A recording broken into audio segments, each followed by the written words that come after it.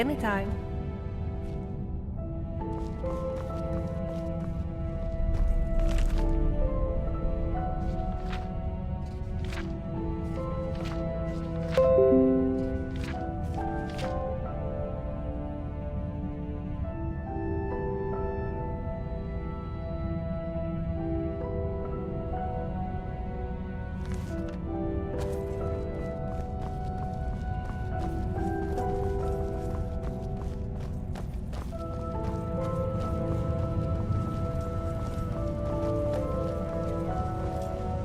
Nice to see someone in the Citadel who isn't an Imperial for a change. Hey there. Well, as you know, the Jarl is my father. Or, at least, that's what he tells people. What he doesn't tell anyone is that I'm adopted. And the worst part is, I don't even know why he adopted me in the first place. I mean, he doesn't seem to care about me at all. Sometimes I feel more like his prisoner than his daughter. If we weren't trapped in here, I'd run away in a heartbeat. Oh, he really is. He's always telling everyone what to do. I don't know how everyone puts up with him. Did you know he calls this place his Citadel? And he and his friends don't do any work. Everything gets done by the people down in the city. He'll probably try to make you work for him too. But don't just do whatever he says. People around here should really learn to stand up to him. You know my father would be upset to hear you ask that. I love it. Me, not even allowed out of the Citadel. I'm so bored. Father doesn't want me mixing with the common folk. He's all, why don't you read one of the books Gaia brought you? Books? I'm almost 18. I want to have fun, like normal girls my age. Or do anything to take my mind off where I am. I thought about getting one of those awful Nord tattoos. Father would hate that. But then that bitch Asanchi told me about her skooma habit. I don't want to drink it. Oh, but if I get some, I just know I could get that junkie to spill her guts about everyone in this place.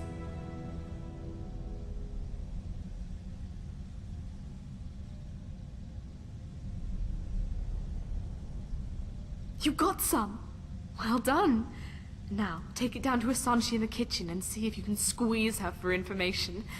It'll be hilarious.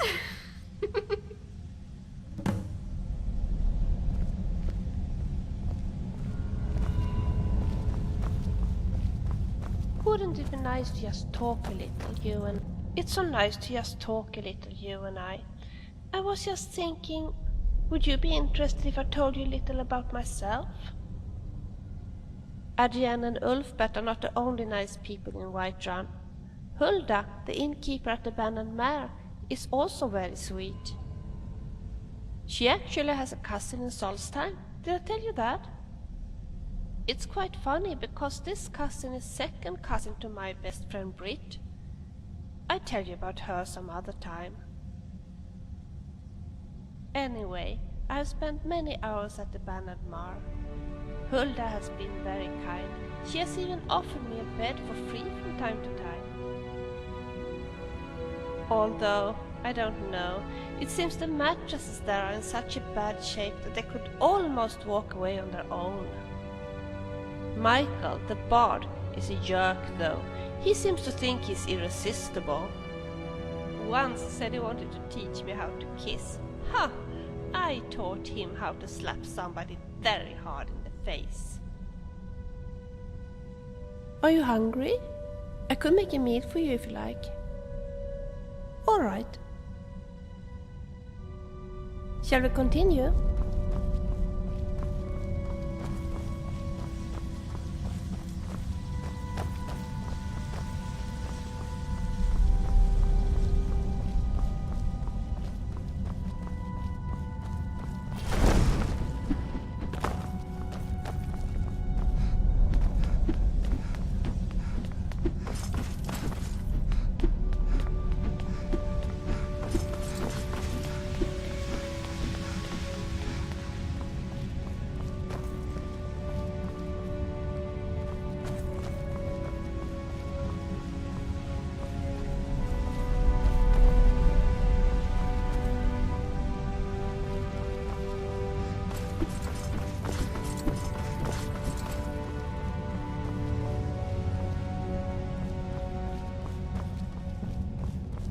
Oh, hello there! I'm a Breton from Hyrock. I've studied history at the Imperial City, which led me to Skyrim in search of Dwemer ruins. And now I'm here. Some days I just can't believe my luck. Working with Brawl, researching the richest source of Dwemer history and technology I could have imagined. I feel like we're on the brink of some amazing discoveries about the Dwemer. Who knows? Maybe we'll find not all of them have disappeared. I could, but Brawl knows much more than I do. You should be able to find him in his chambers down the city. A way out of here? Are you kidding? Why would I want to get out of here? I can't think of a single place in all Tamriel I'd rather be. Now that you mentioned it, I do. I need you to get something for me, and it won't be easy. I've tried everything I can think of, and still nothing.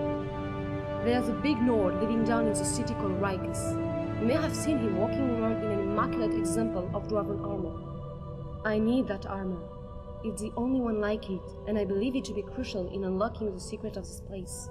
The trouble is, before I could get a good look at it, that brute Rikas claimed it as his own, and has been wearing it ever since. I've tried everything. Appeals to his better nature, flattery, charm, even threats. It's like negotiating with a brick wall. The only thing I haven't tried is violence, and you know how that would end. But I'm convinced there's a way to get it. There has to be. Thank you.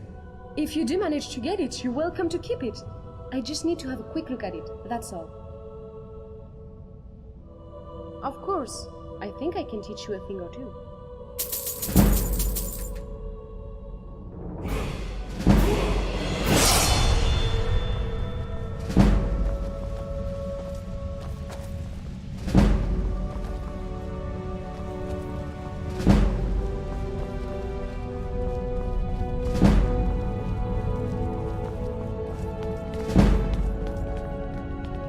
We can talk, but be quick. Domitus could be back any second. I'm Saphira. I'm from Markarth, from a part called the Warrens. If you've never gone there, don't. Just don't. About a year ago, I met a guy there. Said he was there for business. Nobody has any business being in the Warrens. But he had coin, and when he saw me, I saw a way out. Long story short, I followed him here. The more I think about it, though, I would have been better off in the Warrens with the beggars and skeevers. Guess you haven't met him, huh? Take my advice. Stay as far away from him as you can. If only... Look, whoever dreamt up the Dwarves' Law didn't think it through. Maybe it was meant to protect people, but what it really does is make everybody too afraid to stand up for themselves or challenge people in power, and Domitus knows that. He's next in line as Jarl of this place, so he gets his way by threatening to punish anyone who doesn't do what he wants. He's never physically hit anyone here, but the point is, he doesn't have to. I've seen him make grown men cry. Nords, they don't cry easily. I cry most days. I think about leaving him, but where would I go? He says he'd make sure I wound up living in poverty again, like poor old Dooley. No, interfering will only make things worse. The only way you can help me is to find a way out of this city, or do something about the Dwarves' Law. I don't know if there's a way out or not, but there are places beneath this city nobody has ever explored. If I were you, I'd start with the tunnels. Well, I suppose that's all I can ask for. Funny, I was gonna ask you the same question. Alright, but we never had this chat, okay?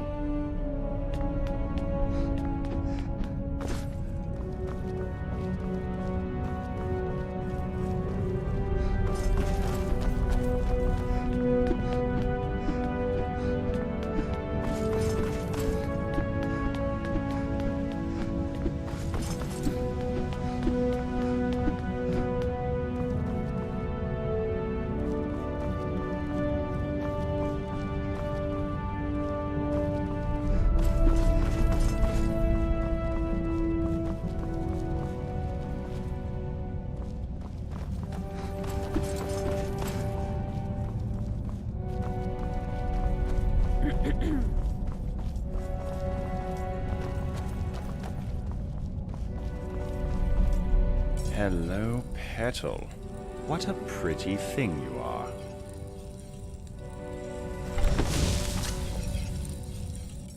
My story, it's about a quiet man who preferred to keep to himself, short and sharp. Yes, I do. Death.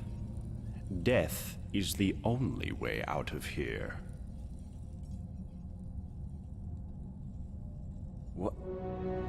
Oh, so you went through my belongings, did you? Well, what of it? What do you want?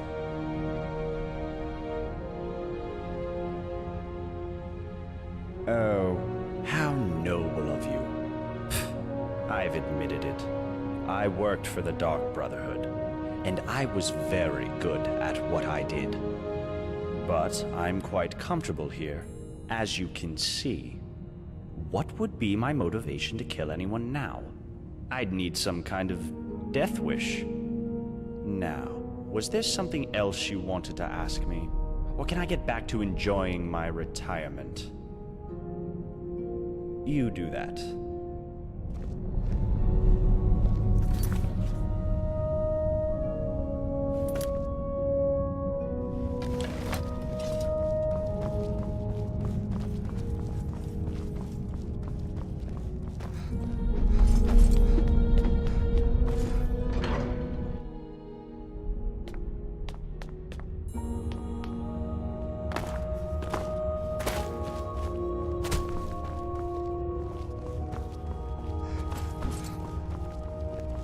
What can I do for you, my friend? You wouldn't believe how often the new ones ask that question. But I'll tell you the same thing I tell everyone else. There are much worse places to live out your days. You might have a few sleepless nights thinking about the Dwarves' law. But once you get used to the fear, knowing that a single slip-up could cost you everything, it's not too bad. Nothing new to me, anyways. The many shall suffer for the sins of the one. That's about all I know. You should go and talk to Brol in his chambers if you want to know more. Well, come on back any time you like.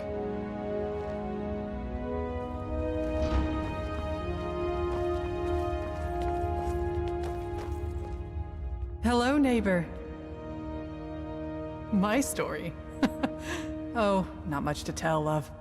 I just work the land, make sure we've got enough food for everyone. Can't afford to run out here, you know? It's hard work. Probably harder than being Jarl, but I don't mind it. Keeps me active as I'm getting on a bit. And I sleep soundly every night. No, love. I don't think he works hard at all. And I'd say the same to his face if I ever saw him. But he's always hiding up there in his citadel, doing... You know what? I'm not even sure what he does. I know he doesn't keep order. We've got the dwarves' law for that. But live and let live, I say. Long as I have a roof over my head and food on my table, and good neighbors like Gulvar, I can't complain. Oh, come on, love. It's not that bad, is it? You've only just arrived. Why not give the place a chance before you go looking for a way out? That's more like it. I'll be seeing you around, love.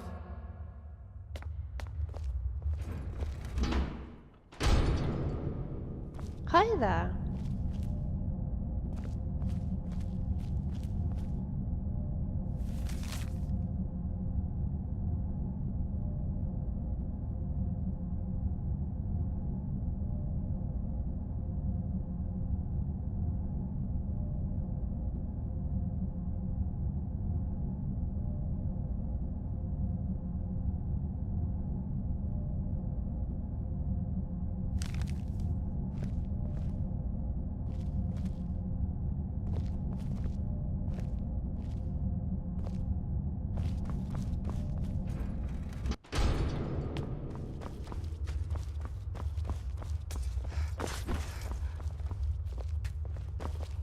Hello there.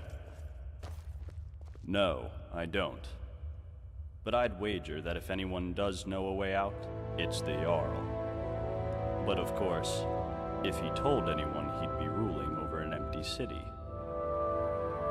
I'm Habik. I live out back with my wife, Miranda. We used to live in solitude, but, we had to leave. Found this place by accident, like most. The Jarl needed someone to mind the store. So I volunteered. Doesn't make any money, of course. Not enough customers. The Jarl says he likes to keep us busy and out of trouble. But of course, he and all his cronies in the Citadel never seem to lift a finger. Our son was working at my stables outside the city. He was alone when he had a visit from some Imperial, a cousin of the High King. This Imperial thought he'd just take one of the horses as a tithe. Guess he didn't think a 12-year-old boy was going to stop him. But Limar wouldn't stand for it. And as the thief rode off, my son managed to shoot an arrow into his shoulder. But I wasn't there at the time. I came back from the market to find my son's body, trampled in the dirt. It was... I can't begin to describe it. I was shattered. I went straight to Torig's court and demanded justice. But I guess that word doesn't mean much to an Imperial. Instead, he seized my stables and told me if I ever set foot in Solitude again, my wife and I would end up the same way as Limar. So we left. Wandered Skyrim for a while, and eventually wound up here. I was hoping this place would be better. I was wrong.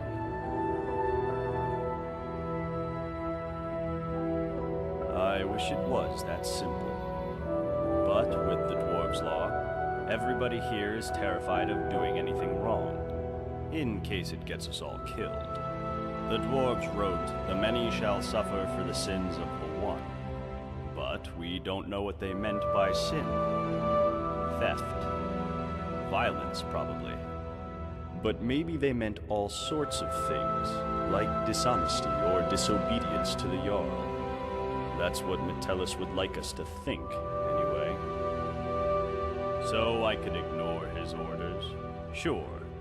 I could even lead an uprising against him. Gods know most of us are sick of him. But I'd be risking the lives of everyone here, and I just don't want to be responsible for that. So here I am, running my shop.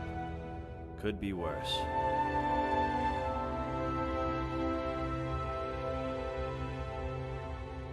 All right.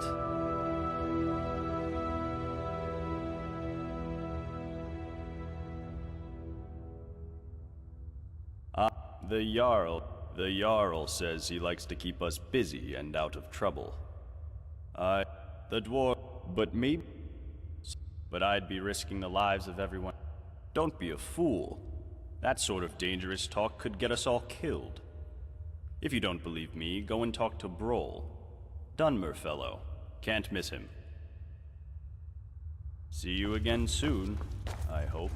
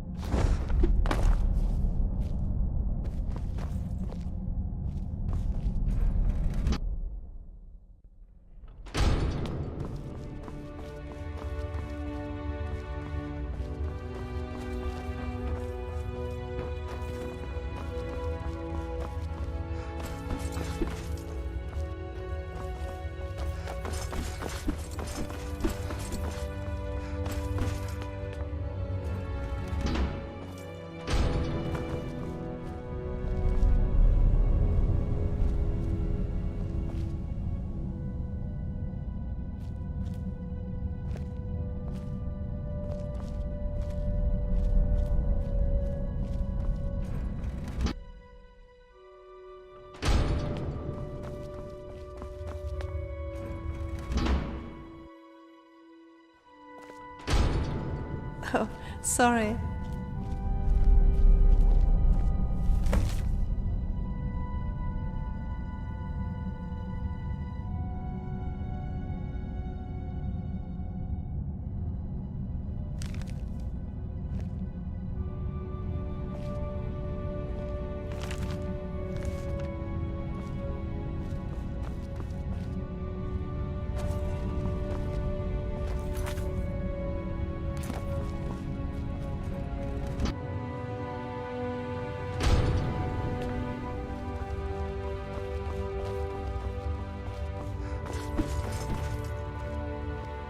Oh, hello. Name's Castellus Vitus, military engineer of the Imperial Legion. Out of action right now, but don't worry, I'm still in the service. What about you?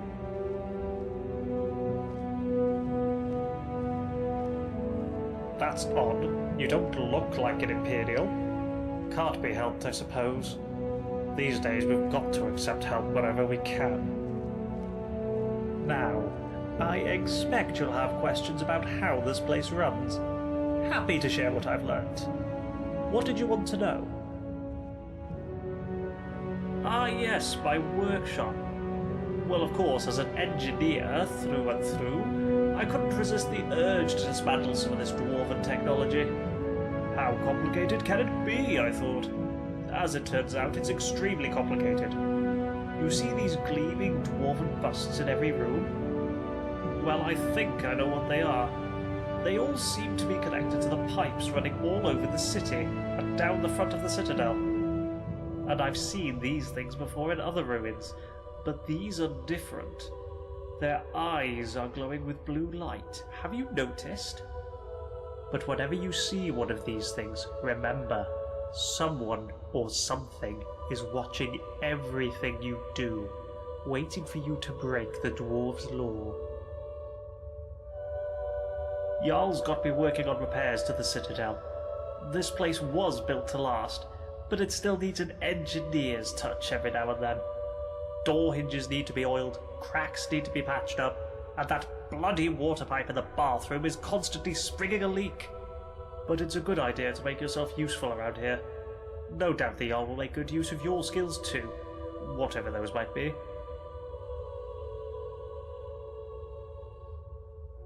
Suspicious behaviour, you say? Ah, so the Jarl has found a task for you, keeping tabs on us, hmm? Don't worry, your secret's safe with me, friend.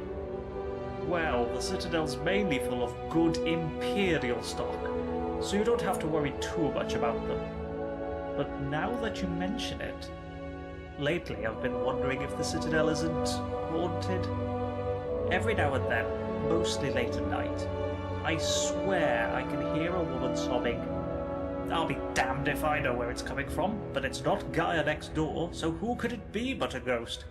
Gods know a lot have died in here. Yes, well, not completely. A little. I think I understand the pipes that run all over the place. See, they mainly carry water. There's a single pipe on the top floor bringing water from outside the citadel inside. Water then trickles down through each floor to the lake. But that's not all. It seems the water flowing through these pipes causes these gears to rotate. And when that happens, they somehow create light. The dwarves were brilliant engineers. I doubt I could hold a candle to them. Not that I would need to, with all the lights in this place. Right you are.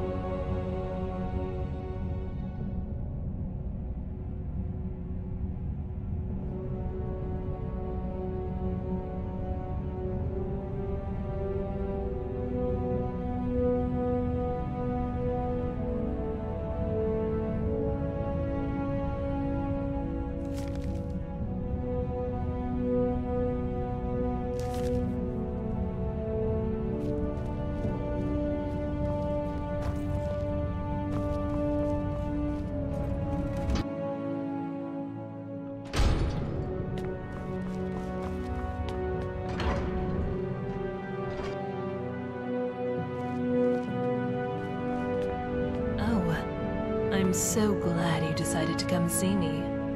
What can I do for you, sweet thing? Come and visit me again anytime you like. Oh, you want to hear about little old me? Aren't you adorable? But wouldn't you rather hear what I know about everyone else around here? Go on. Ask me. Only one way out of this city, and that's through the bottom of a mug of moonshine, if you get me.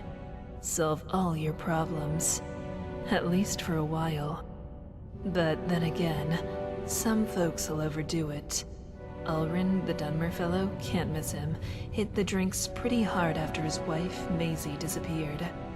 Just sits there, night after night. Poor guy. Wish I knew what happened to her.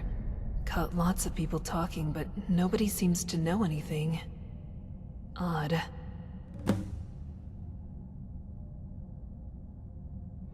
Take a good look. See anything you like?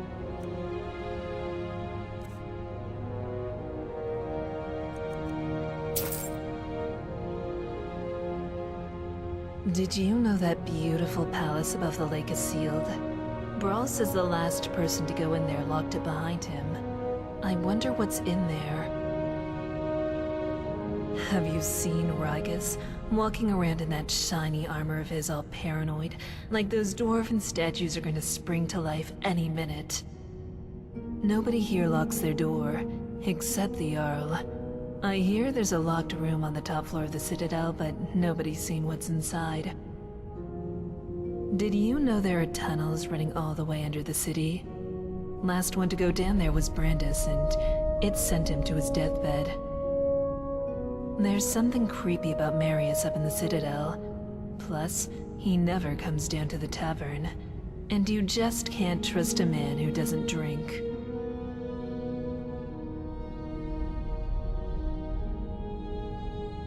Did you notice the big crack in the floor near the city gate?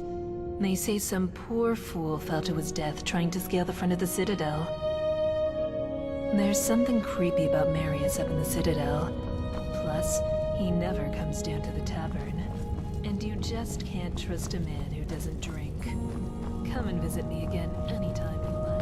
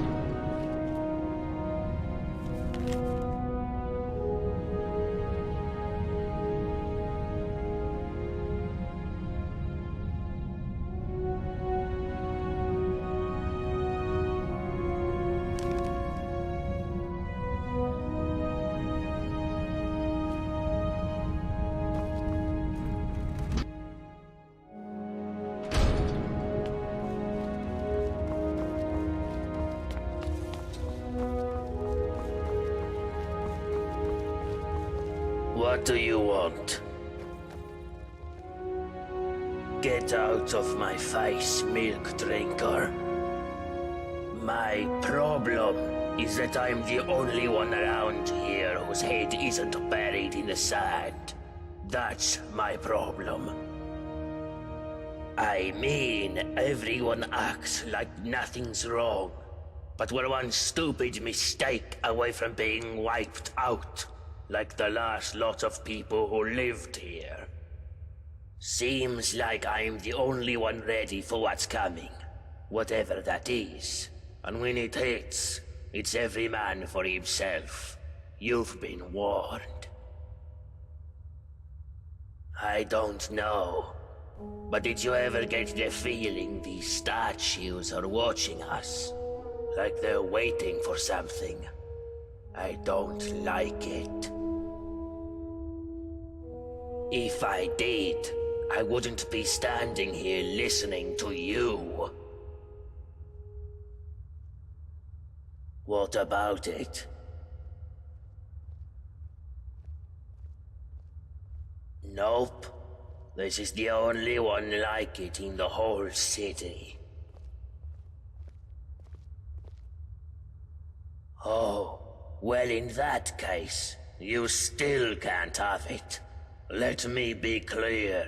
The only way you'll get this armor is if you peel it from my corpse. It's not for sale. Not going to happen, maggot. Because you know, and I know, that the first blow that gets landed is going to get us all killed. You're not that stupid. Uh-huh. Hello again, my friend.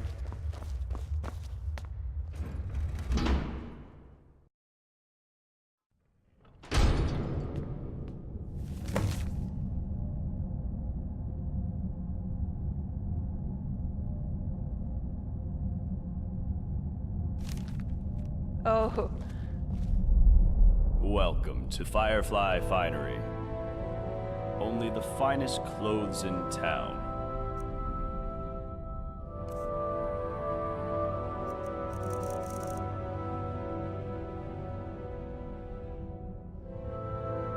Ah, you saw my notice then. What about it? Thank you. The ring belonged to my son, Limar. He wore it everywhere. He told me it was a gift from a strange wood elf he met in the forest once. It was the only thing I had to remind me of him. But a while ago, I dropped it down the stairs in my shop, and it rolled under a door at the bottom. The trouble is, I've never been able to unlock the door, or work out what's down there. But I'm sure it's possible, because I hear noises down there.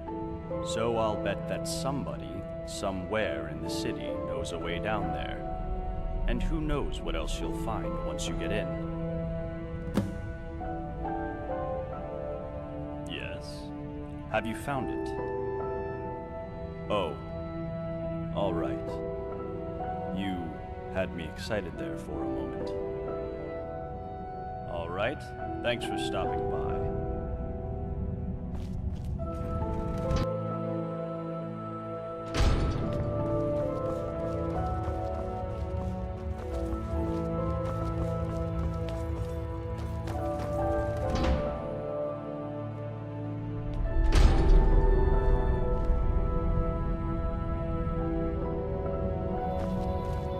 Ah, there she is.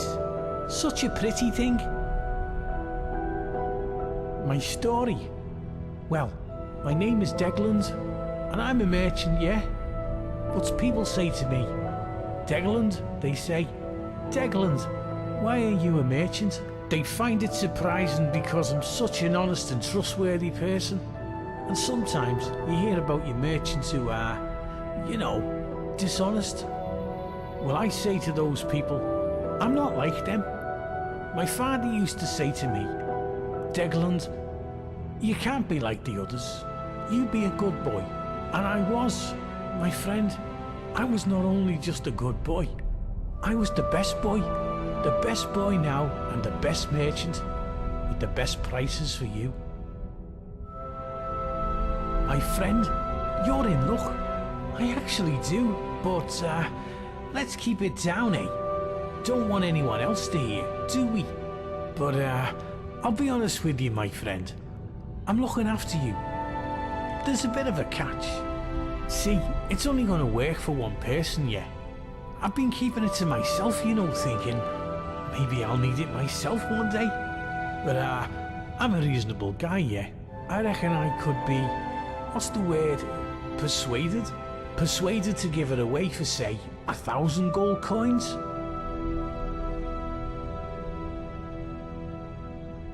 My friend, I can tell you it involves magic. Very special and very rare magic. But I shouldn't say any more than that. I need to eat, you know.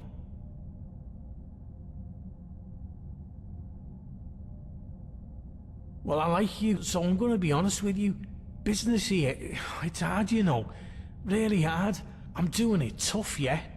And if I don't have the coin to pay the Jarl, then I lose my shop. I'm out in the cold. I have no money and no food, yeah? What I'm saying is, I need the money, my friend. That's all I need. Oh, good choice, my friend. You won't regret it. Oh, and if you do, no refunds. Not that it'll matter, because you'll be out of here in no time. And here it is. It's called an elixir of acrobatics. I got it from an alchemist in Morrowind years ago, and I've kept it with me just in case. And now it's all yours. Once you drink it, you'll be able to jump like a skeever on skooma. You should be able to leap up to the shaft at the entrance. Now go, my friend. Get out of here and be free.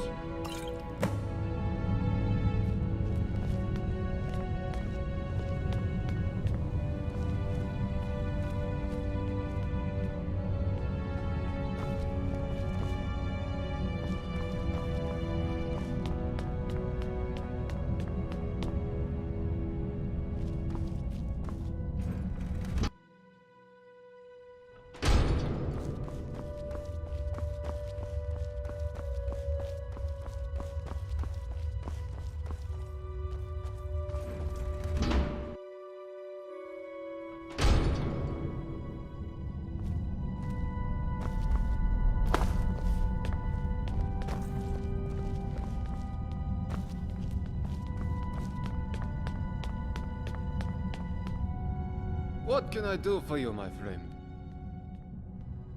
Look, I haven't done anything wrong, if that's what you're thinking.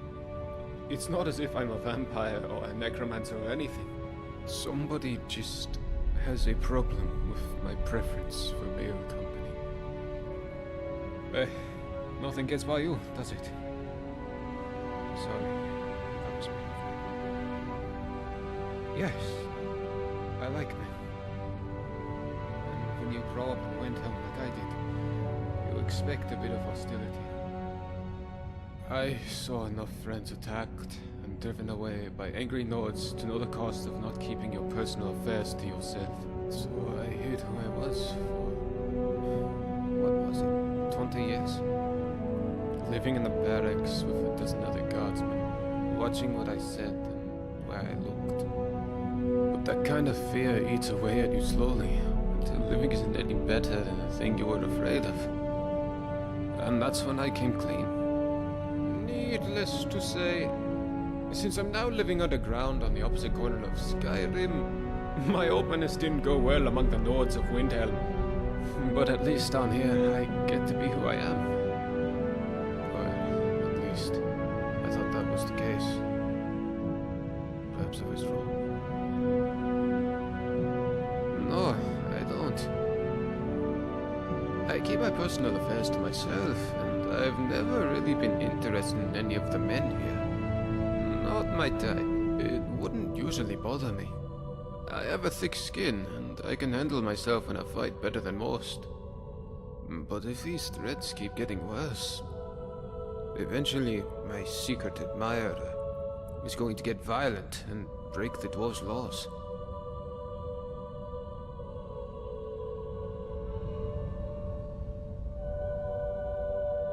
Rikus? The big, crazy Nord who walks around with his weapon drawn? Of all the people it could have been, he's the most terrifying. Oh, alright. Well, we'll see what you can do. I think it would only inflame things if I speak of him myself. What about him? Come back soon!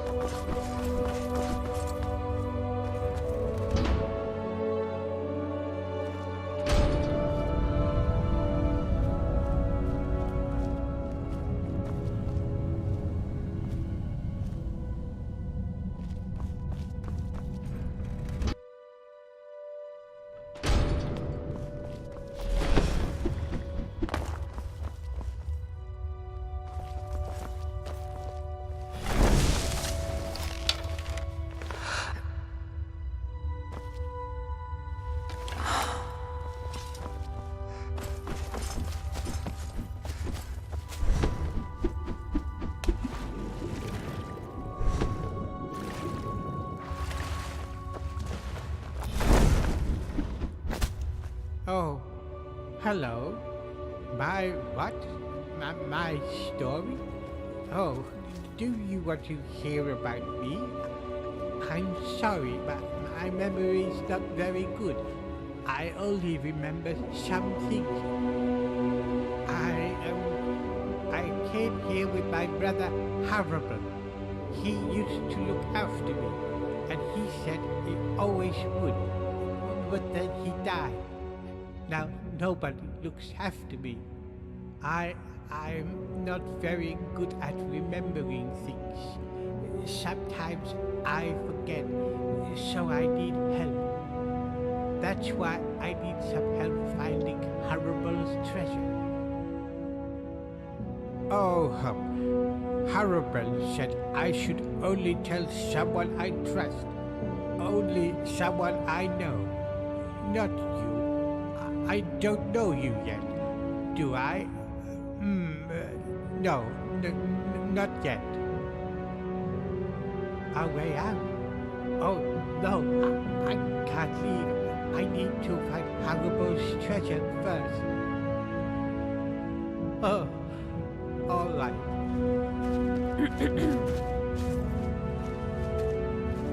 I see that you have a copy of the book. Tell me, what do you want? Would you like that? When I grew up, my best friend was a girl called Brit.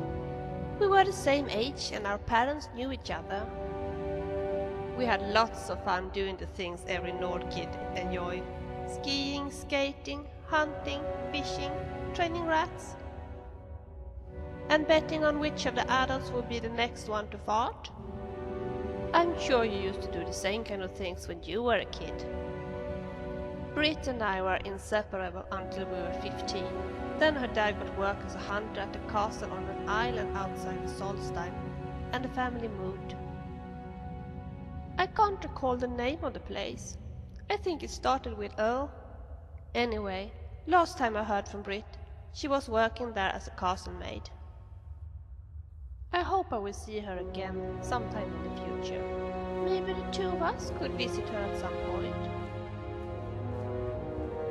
So, where are we going now?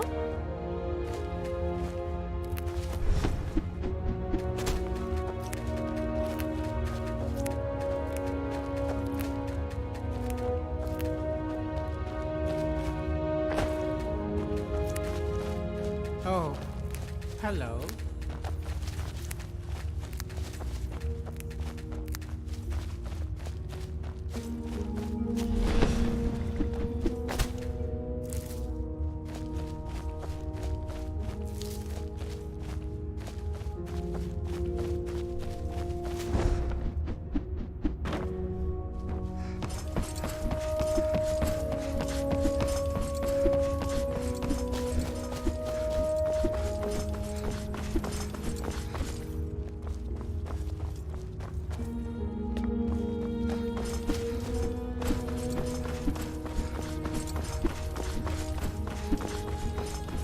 Yes, my friend.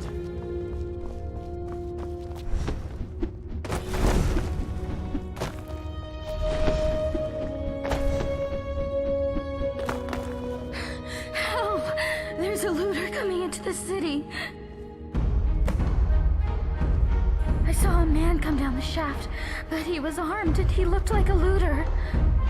If he makes it into the city and starts attacking people, he'll break the dwarves' law, and who knows what will happen. You have to stop him. Everybody, go home and lock your doors.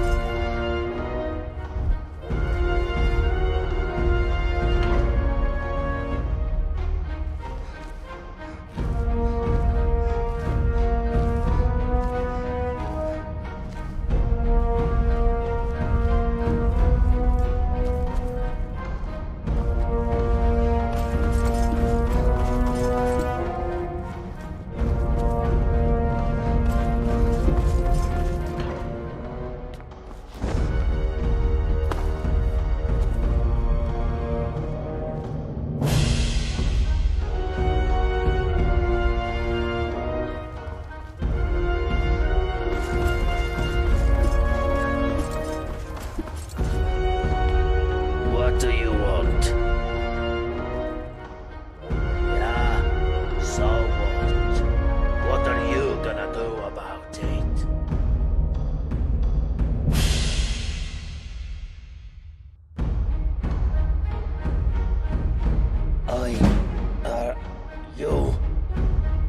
You're crazy, you know that?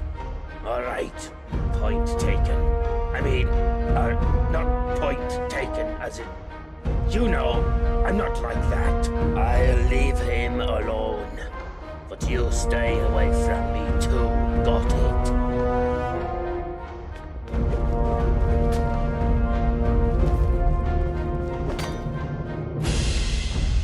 What about it?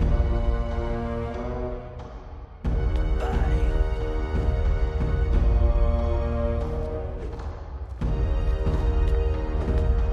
I wonder what my mother would have said if she had seen me. I wouldn't know whether to bring me home or not.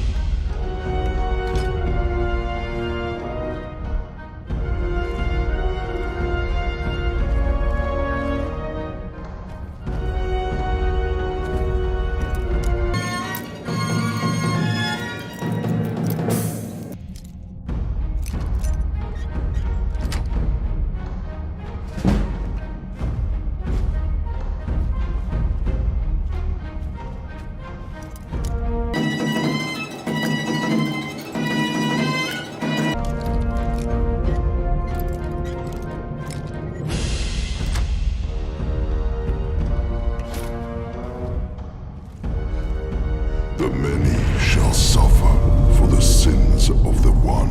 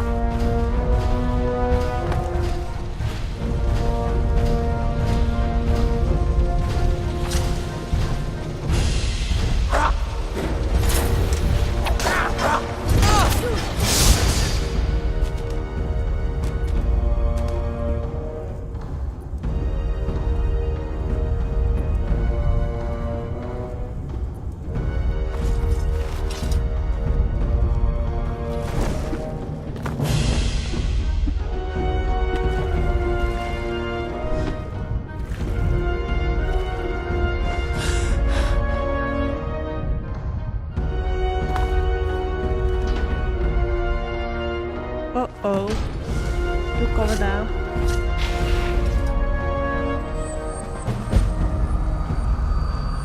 You must stop this from happening.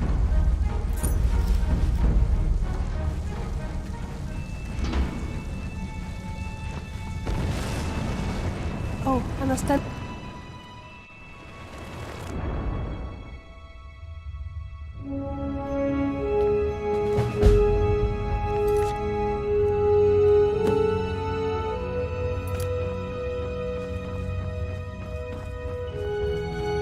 You there. Where did you come from? What are you talking about? I've never met you.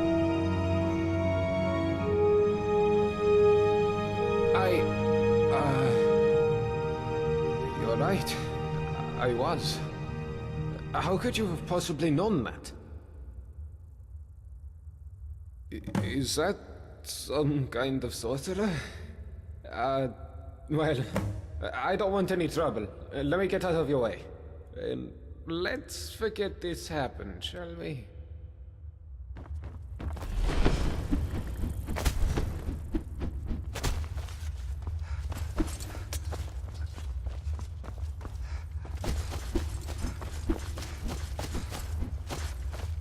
Look, we're not supposed to talk to newcomers until they've seen the Jarl. I don't see why I should share it with you. So my wife disappears a couple of weeks ago, and now everybody thinks I know a way out of here. I wish you idiots would just leave me alone. Well, she's not here anymore. That's all I know. How should I know where she went? I woke up one morning and she was just gone. Didn't say goodbye, didn't take anything with her. And now you people won't stop harassing me, judging me, asking me questions like you think I had something to do with it. Well, I didn't. And nobody cares that I've lost my wife. They just love a bit of scandal, or to find out how they can get out of here too. You're all animals. I swear I didn't hurt her. I would never. I love her. And if I'd known she was leaving, I would have gone with her. I honestly don't know anything. I keep going over it in my head. Did someone kill her? Surely that would have broken the dwarves' law. Maybe she went wandering into the underground tunnels, or into the palace, and never found her way out. But why would she leave in the night? Not that it's any of your business, but no, I don't think so. She was loyal, I think. She used to write me love letters. I still have one, somewhere. But even if she'd been seeing someone, she couldn't have kept it a secret in a place this small. Rastasia would have known about it for sure. See you later.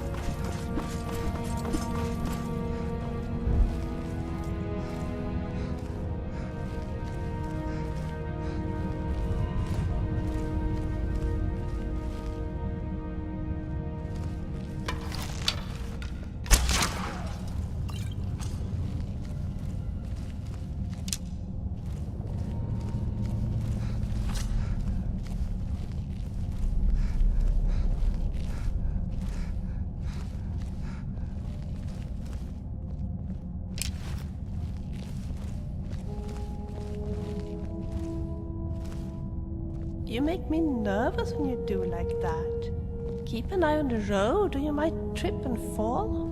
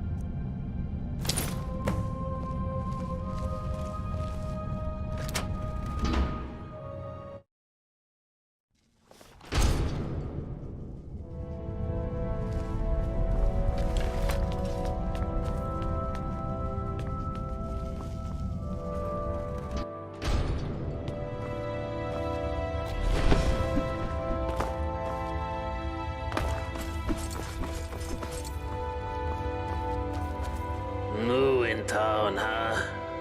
Better go and see the Jarl before you start any trouble.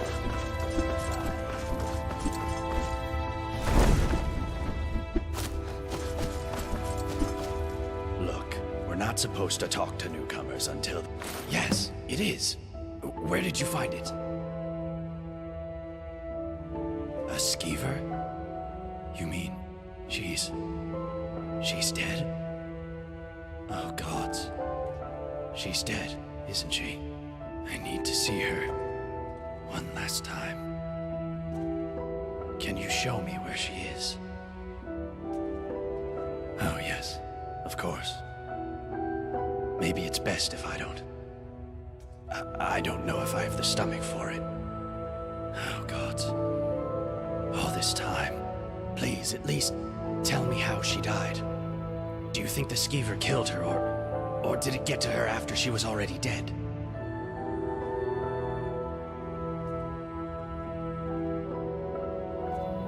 No way of knowing. Gods, this is going to haunt me for the rest of my life. I think I need to be alone now. Look, we're not supposed to talk to newcomers until they've seen the yard.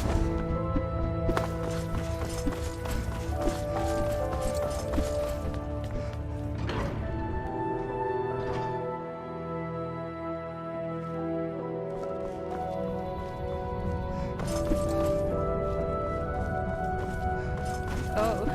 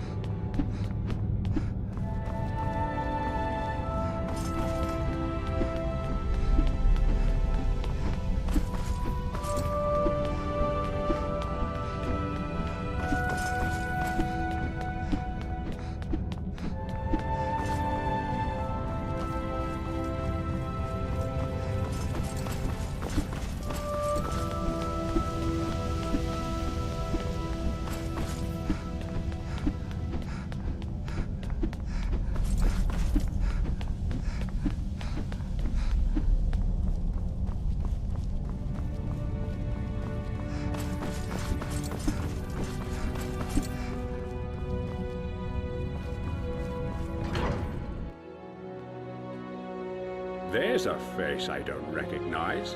Welcome to my city. I'm Jarl Metellus. Tell me, what is your name? It's always exciting to meet a new member of our small community. Now, before I forget, since you're here for good, you'll need some quarters. Here's a key to the last vacant chambers down in the city, between Brawl and Luki. It's all yours. Now tell me, what brings you to my city? I sent you here. I'm not sure what you mean. Well, let's see. This is my handwriting. This is real, isn't it?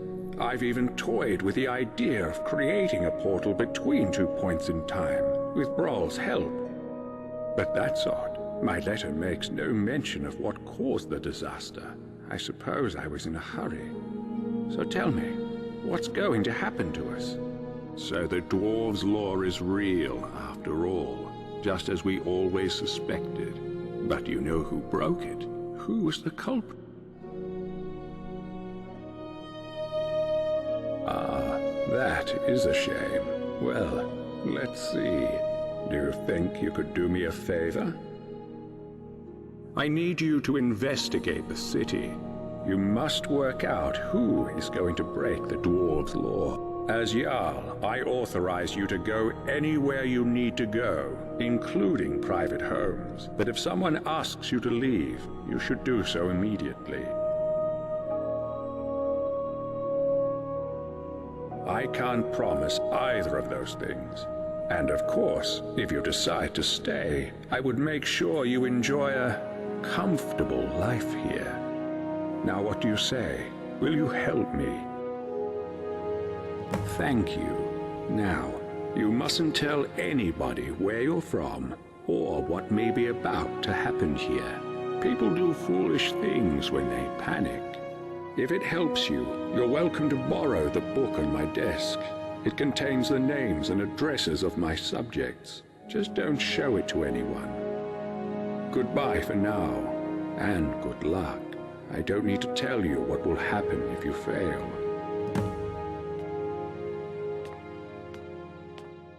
Hello again, my friend. Any word about the matter we discussed? Of course. What do you want me to clarify? I'll talk to you soon, I hope.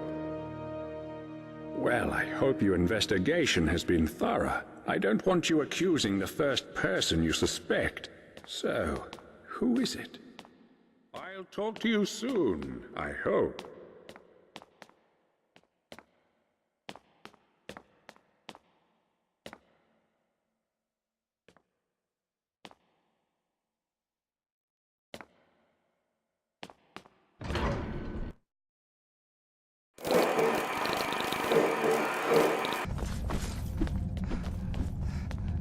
What is it?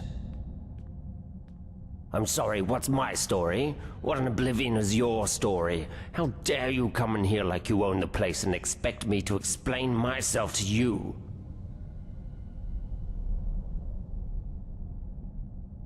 I beg your pardon. Did you just threaten to hurt me? Is that supposed to make me frightened of you?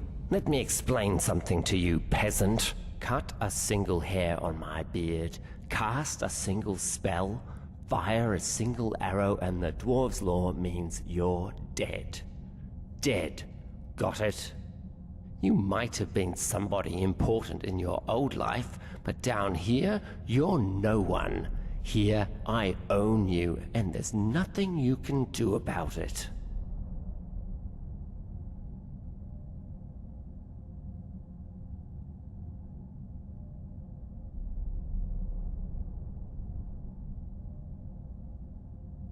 Ah, you peasants, never thinking things through.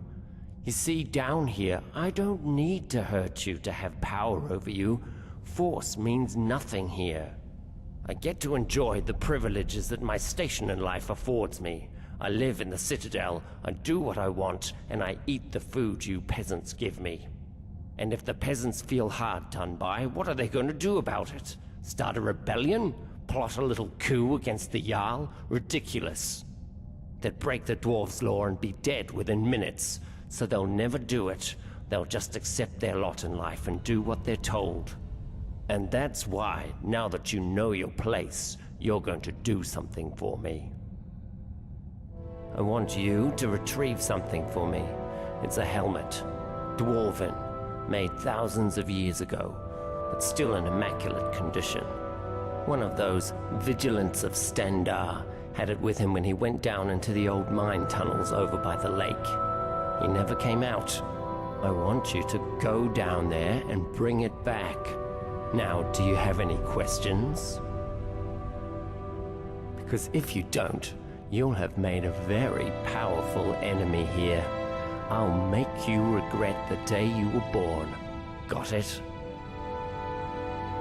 Because the Jarl boarded up the door to the tunnels and told us not to go down there, and I value my good standing with the Jarl.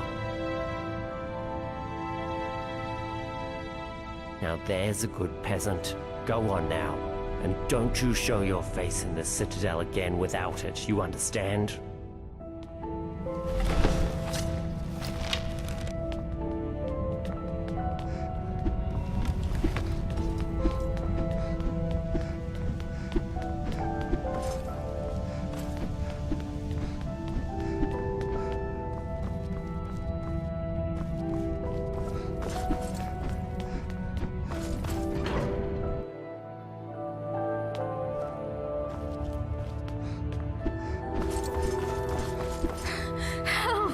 There's a looter coming into the city. I saw a man come down the shaft, but he was armed and he looked like a looter. If he makes it into the city and starts attacking people, he'll break the dwarves' law, and who knows what will happen. You have to stop him. Everybody, go home.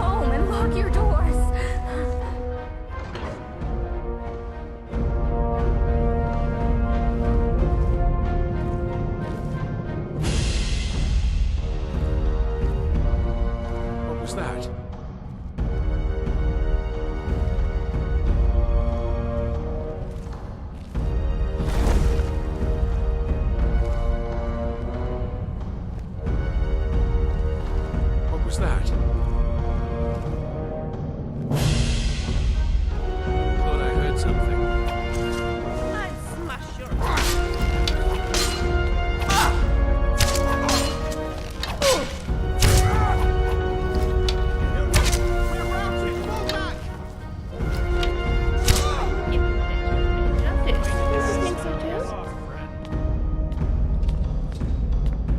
Uh-oh. Look over. Now I'm gonna get you.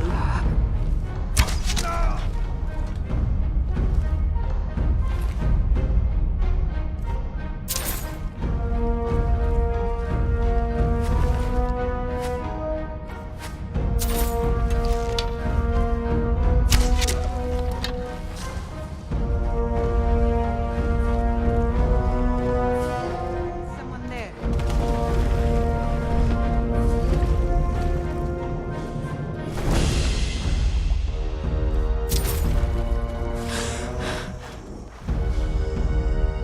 Sovngarde awaits you.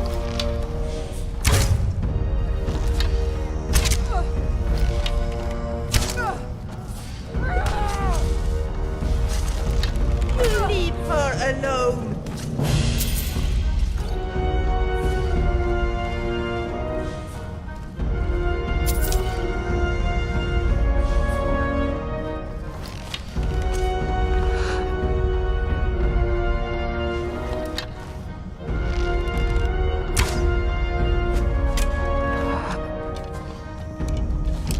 Shoot him.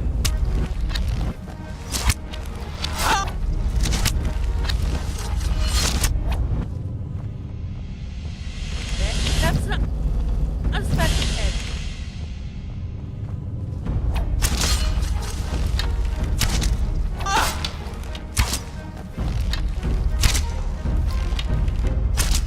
You must admit that I'm not bad.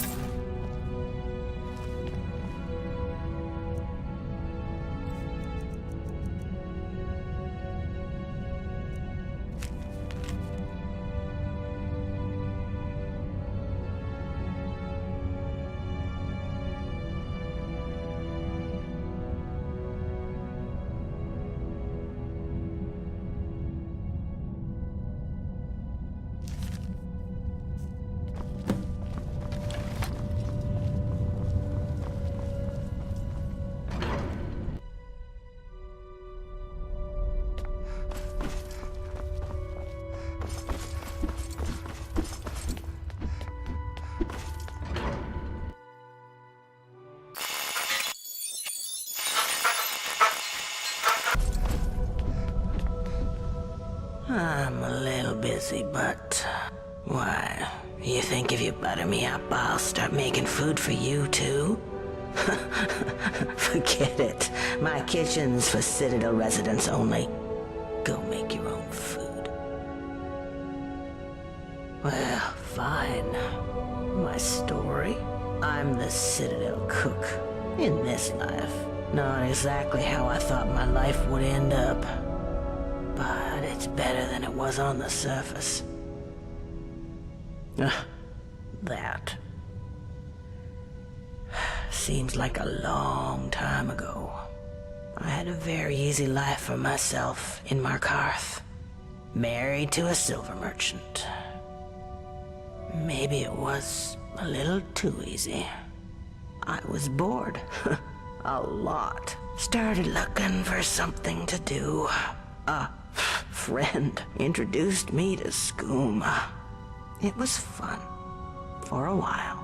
But you know how it goes. I was a living cliche.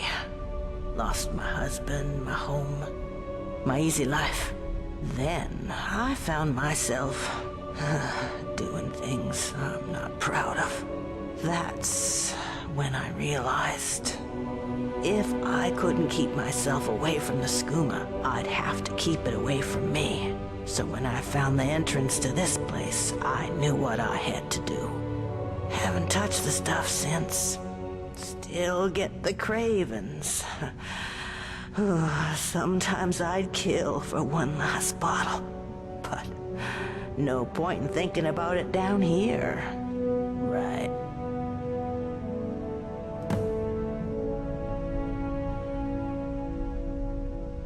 I got myself trapped in here for a good reason. No way I'm going back up there.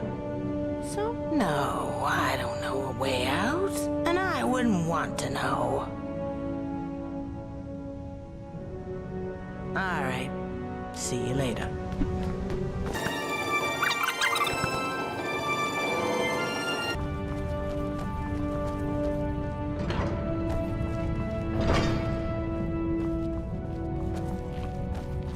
Hello, Petal. What a pretty thing you are.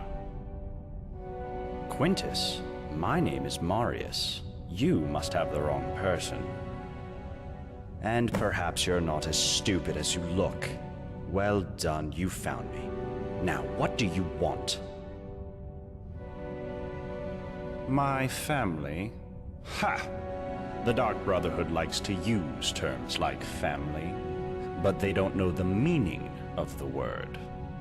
They're still holding a grudge because I left them, you see. They don't like it when people leave them. It makes them look ineffectual. Say, do you happen to know whether anyone else knows I'm here? That is excellent news. Hopefully it will be the last we hear of them. Now, what's it going to take for you to keep this quiet,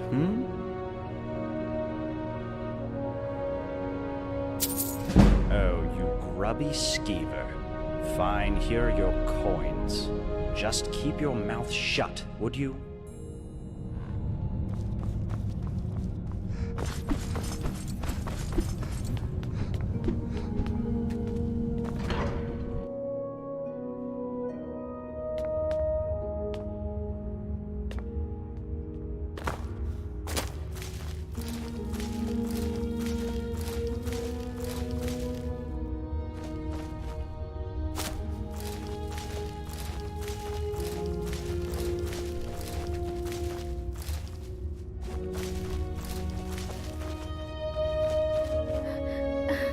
Is it over? Is it safe? Oh, thank the gods. What a relief. We're so lucky that you arrived in time to stop them. I'll be sure to tell everyone what you've done for us. Thank you so much. If there's ever anything my husband Tabik and I can do to help you, just ask. Oh, there's not much to tell. My husband Tabik runs the clothing store in town. You should stop by. I'm sure you'll leave looking much better. Not that you don't look good now, I mean, it's just, you know, nice clothes are... Oh, who am I kidding? I'm no good at selling anything. I guess that's why they've got me sweeping the floors day in, day out. Well, that, and we weren't invited to be layabouts in the Jarl's Citadel. Did you see anyone working in the Citadel? I'll bet you didn't. They just amuse themselves all day while those of us down here do all the work. And why? Because Habik's a Redguard and I'm a Breton. I bet if we were both Imperial, it'd be a different story. The worst part is we left Solitude to get away from bigoted Nords after our son died. But here the Imperials are even worse. Of course. Oh. No offense, but I'd rather not talk about it. Too many painful memories. And besides, there are enough sad stories around this place as it is. But if you're interested, you can talk to my husband, Habik, in his shop, Firefly Finery. What would we do? Start a rebellion? No way. Not after the dwarves' warning. You know, the many shall suffer for the sins of the one, and all that. I'd be a fool not to. If you're not convinced, you should go and talk to Brohl in his chambers. He knows more about the dwarves than anyone. All right. If I did, Habik and I probably wouldn't be here. But Ulrin's wife managed to escape a while back. He doesn't like to talk about it, but you might be able to get him to open up, I suppose. Nice to talk to you. See you soon.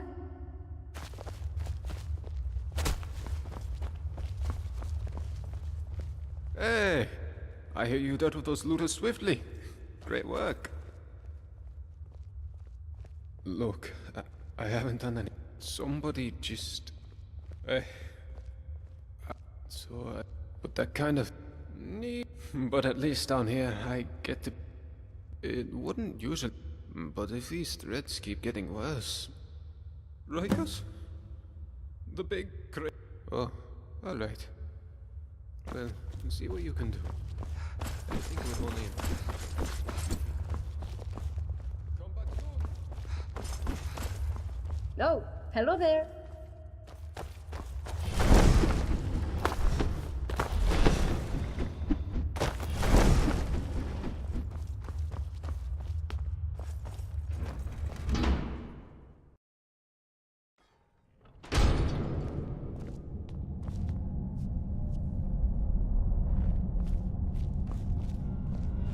Hello, neighbor. I understand we have you to thank for dispensing with some would-be looters. So, thank you. My story? What a strange question. You presuppose that my life is a simple linear sequence of events which can be summed up in a verbal narrative? Well, that's nonsense, of course. First, most of it was so long ago I barely remember. Second, you would have to assume that the account I give you is biased heavily in my favor, and is therefore quite unreliable. And finally, my story is really much less interesting than this mysterious place. Now, do you have any sensible questions, or can I get back to work? Well, why didn't you say so? I researched Dwarven history and technology, and I'm originally from Kragenmoor in Morrowind. Any other questions? Now that's an interesting question. I personally don't know any way out, no. However, I have a theory. It's more of a hypothesis, really. My thinking is that if there was a way out of here, the dwarves who built this place must have known about it. True. But we can learn all sorts of things about them from what they left behind. Inscriptions, architecture, relics, statues. And while I've discovered many things here, there are some parts of the city I haven't been able to get to. I'm most interested in the palace, above the lake. Unfortunately, it's sealed up tight. Only one man ever managed to enter, and he never came out.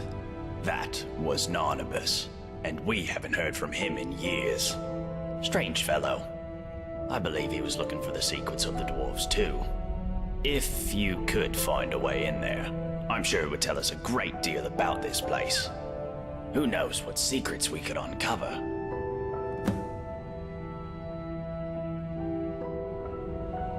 Well, the dwarves who built this city left inscriptions in the citadel, which translate to, "The many shall suffer for the sins of the one."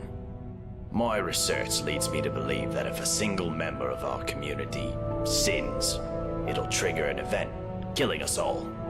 I believe such an event occurred some years ago, which is why Metellus found the city littered with burnt corpses. But to this day, there are many questions we simply don't have answers for. How is the dwarves' law still being enforced? How does it work? And we may never know. As long as nobody attacks or steals from anybody else. Until we know more, we all need to be on our best behavior. Time travel. You know, as it happens, I do. It was a great obsession of mine for years after my wife passed. I thought if I could go back, I gave up on that idea a long time ago. But recently the Jarl has asked to see my research notes. How strange that you should now take an interest too.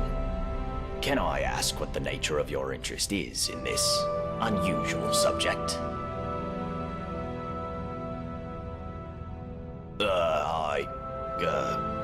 I don't quite know what to say to that. How can I put this charitably? Perhaps you're tired and emotional and need some rest. But I always enjoy discussing my theories with a receptive mind. So I'll humor you. What did you want to ask? For argument's sake, if you found yourself in that position, you'd have only two options. To live out your days in the past, or force a paradox.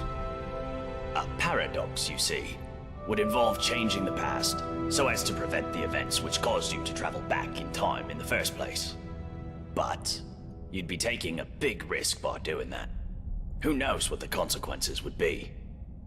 Some say that whatever you do, it will lead you right back to the future that took you back in time in the first place. An eternal loop, if you will. But me, I believe that creating a paradox should fling you back to your original time, having changed the past for you and everyone else. Well, let's say for argument's sake that you really have traveled here from the future. You could create a paradox in a few different ways. Essentially, you could do anything that would remove your means or motivation to return to the past. For example, you came here to achieve some goal. Achieving that goal would mean you will never have been motivated to come here. A paradox. Or, if the thing that allowed you to travel back in time is still here, as a past version of itself, you could simply destroy it, I suppose. That would mean, of course, that you will never have been able to travel back in time. Another paradox. But doing so could have terrible consequences. But if you really are from the future, as unlikely as that is, telling me or anybody else what happens next could have disastrous consequences too. I think it's best if we talk about something else.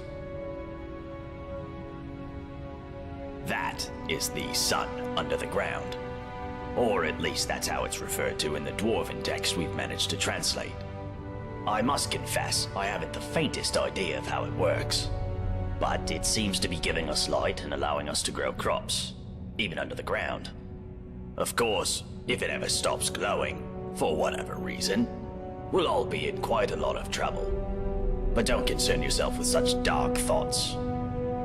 I'm sure we have nothing to worry about. Very well. Come back if you think of any questions about something you discover.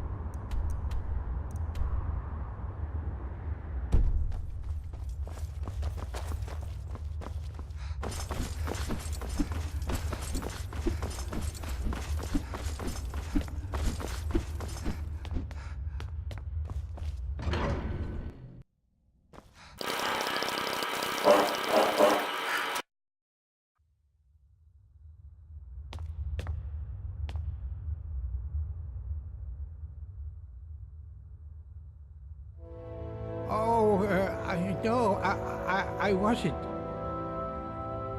I'm sorry, I told a fib. But please don't tell anyone. I don't want to get into trouble again. It's just... Sorry about that. I heard you help lots of people here, and I was hoping you might help me find something very valuable. Well, my brother told me before he died that he had left me something very precious in a secret chest. He hid it away just for me. I've asked the others for help, but they don't help me. The Jarl even wrote me this letter, but I'm not very good with words. Here, do you think you can read it for me? Tell me what it says.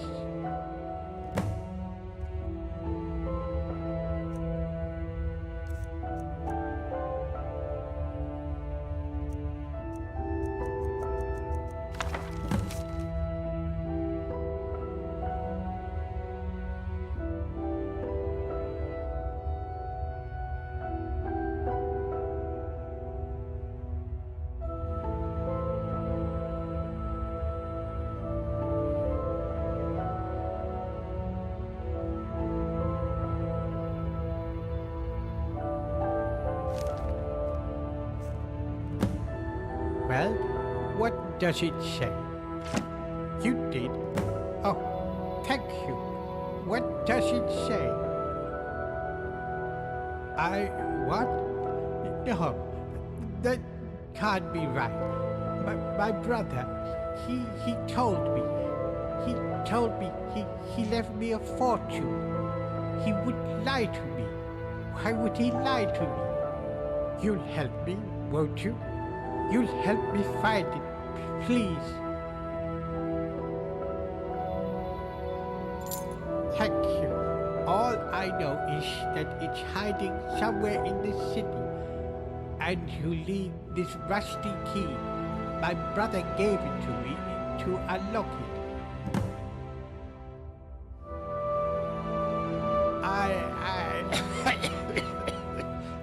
I can't.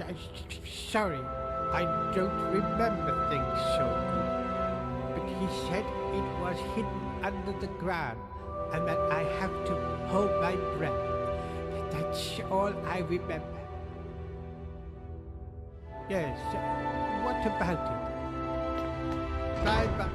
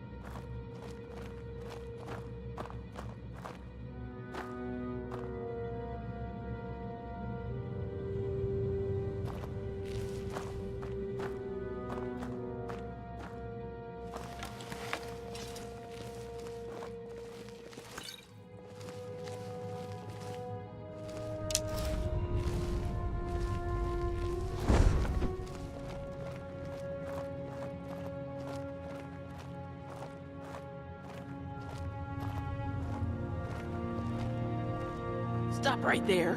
What is this one doing here? Ah, the locked chest. Yes, we have it, but have been unable to open it. Why don't you come in and join us for dinner? Very well, but hurry. We are hungry. We are explorers like you. We were exploring the bottom of a great mine when we found this cave. But just as we found it, the earth shook and the mine collapsed behind us. This is our home now. We are pleased to see someone in the flesh. We found it in the water down below, but we could not unlock it, so we dragged it up here. It is locked away in the lonely tower.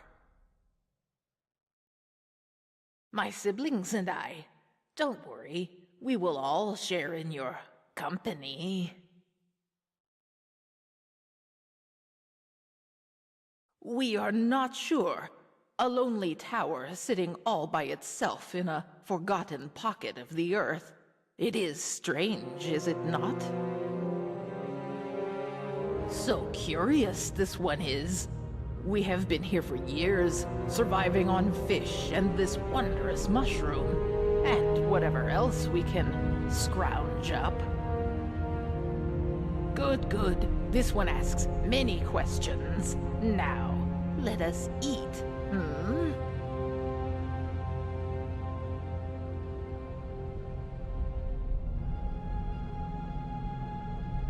It knows. It is smart and savage, this one. Perhaps it is safer for us to eat mushrooms again tonight. But no meat for us means no chest for you. It stays locked up tight in our tower.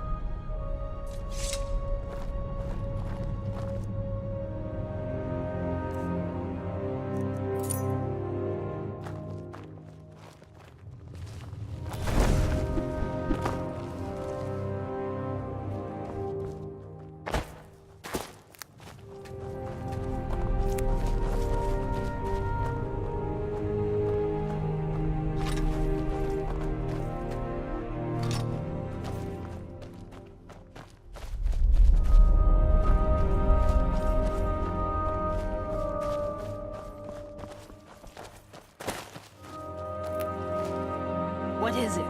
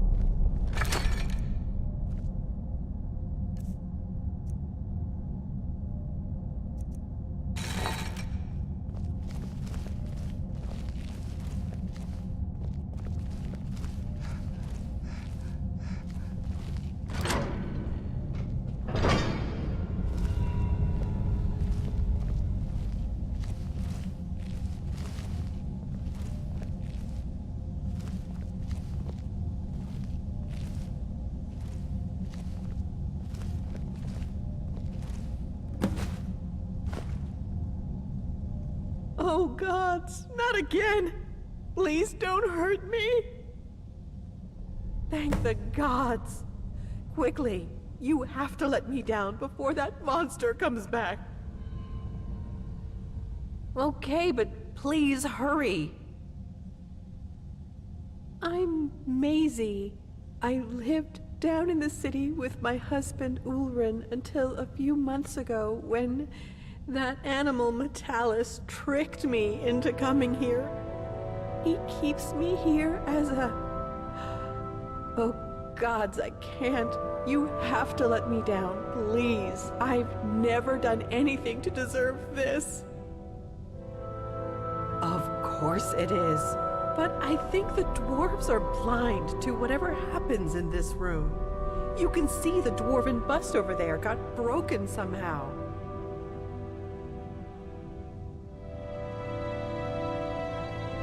That sounds like the sort of thing Metalis would do. Make it look like I was dead so Ulrin would stop looking for me. That bastard! I'm going to kill that monster who calls himself Jarl. I'll scratch out his eyes with my bare hands if I have to. So, you'll let me go then? What? Why not?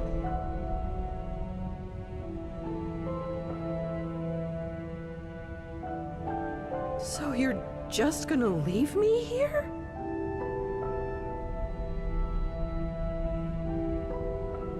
What?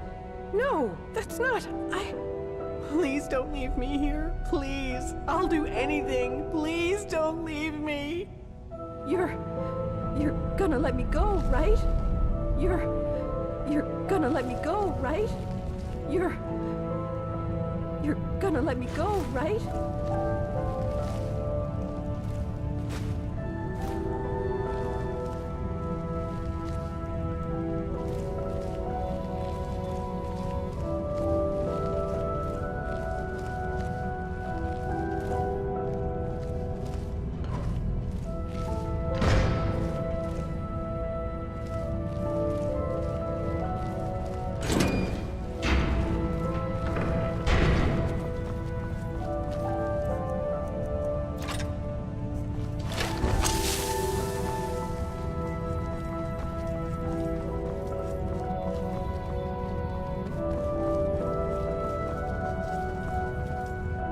Hello again, my friend. Any word about the matter we discussed? All right. Well, let me know when you've worked it out.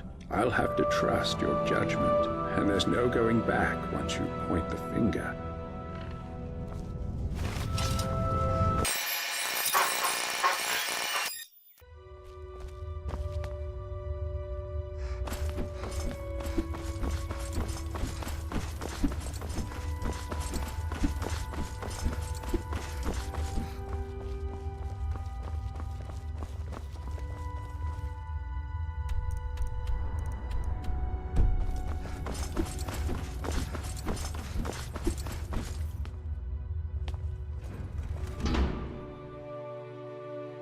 Get out.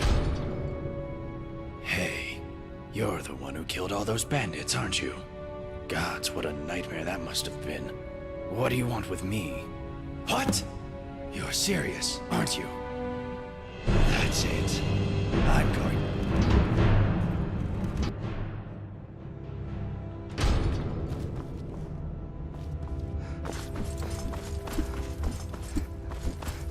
Heard you got to kill those looters. Wish I could have joined you. I haven't been allowed to fight in years.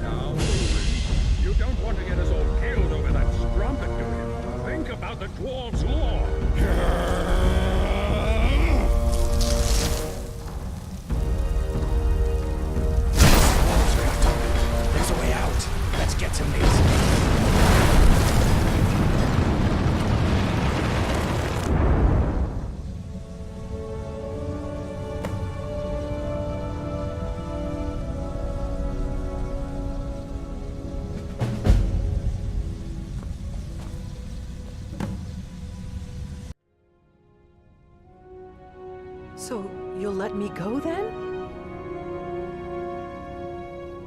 What? Why not?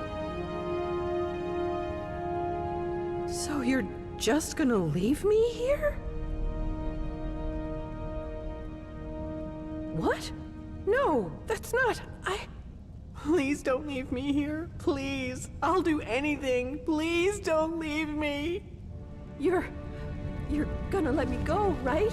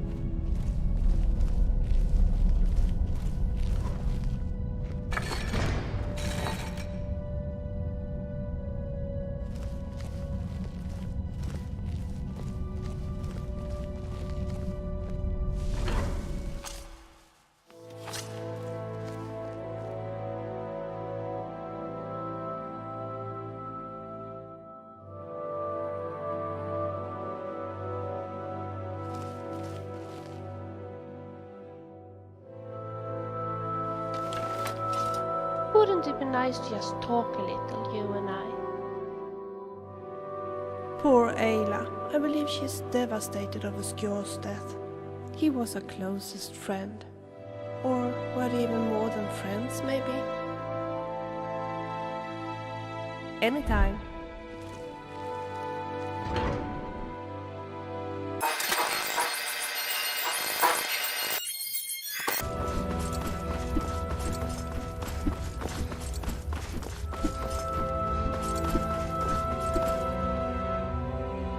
there, young lady. Well, it's a sad one. But I don't mind telling it. Name's Golvar. I'm a farmer. Always was. Grew up on a farm near Whiterun. It was a good life. Fresh milk and eggs every day. Running around the farm barefoot with my brother and sisters. Never even had to lock our doors.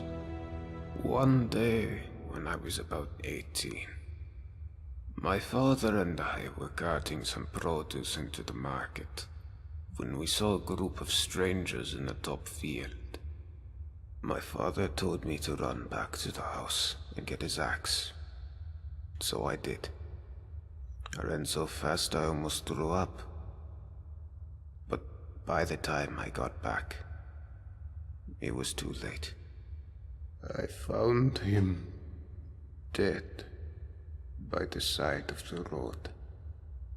The cart and all our produce was gone. That was the first time I learned about bandits. My mother passed soon after, and I took over the farm. Now, I'm as good a farmer as any, and better than most, but things went downhill from there.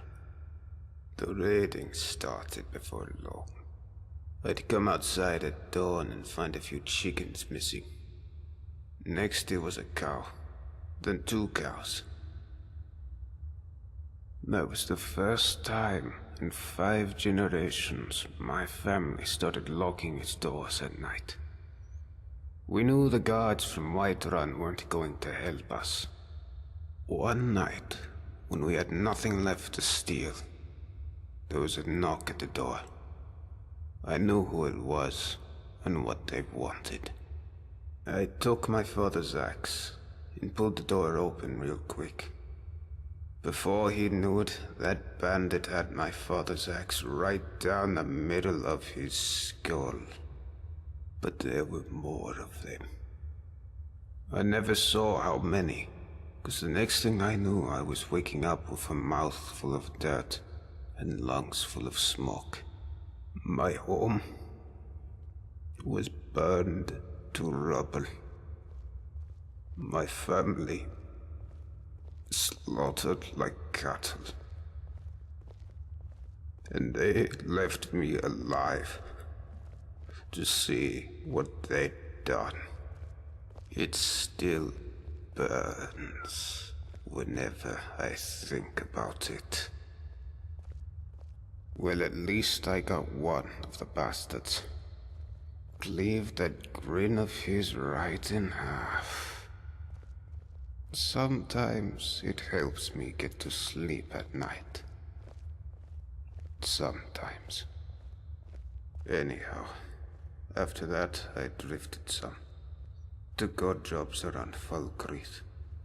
But nothing seemed to work out. And then I guess I got desperate. I started taking things. Just small things. Carrots and cabbages. Just enough to survive. I wasn't proud of it. And then one day, I watched myself break into some guy's farmhouse and help myself to his things. And I guess I realized what I'd become. Next thing I knew, I was looking for a place to die. And I found the entrance to this place. And that shaft. And I started my life over again. Well, I'm a farmer. But the land I work isn't mine. Metellus had declared himself Jarl and claimed all the farmland before I got here. I'm not. All I've ever wanted is to make a living by working the land. But it seems someone always has to go and steal the fruits of my labor. That bloody Jarl. He's no better than the bandits who destroyed my life. Only difference is he uses words instead of weapons. But he'll get his. One day. Just do me a favor and keep that last part to yourself, would you? Don't know why you're asking me. Don't know if there's a way out, and don't care. This is my home now. Not even a dozen bandits could drive me away. Fair enough. See you around.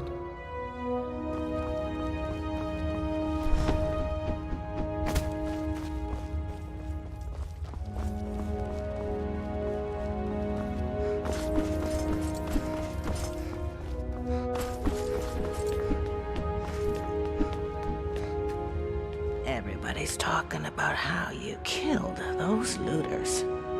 Why, you think if you butter me up, Well, fine. My story? I'm the Citadel. I was born. I would, if I haven't touched the stuff since. Still get the cravings. Is that what I think it is? Can I have it? Whatever you want. I could give you food or information. You find out all sorts of secrets being the chef in a place like this. Will that do? Well, there's Marius. He's growing plants in his room that can really only be used for making poisons. Not sure what he's up to, but it's nothing good. Have you met Saphira Indomitus downstairs? Saphira despises that rude bastard. I don't blame her. Not that she'd ever say it to his face. There's barely enough food to feed everyone in the city, but the Jarl insists on double rations. I don't see how he could be eating that much. The Jarl told me to stop saying this, but I think this citadel is haunted. I swear I've heard wailings in the halls at night after everyone is asleep.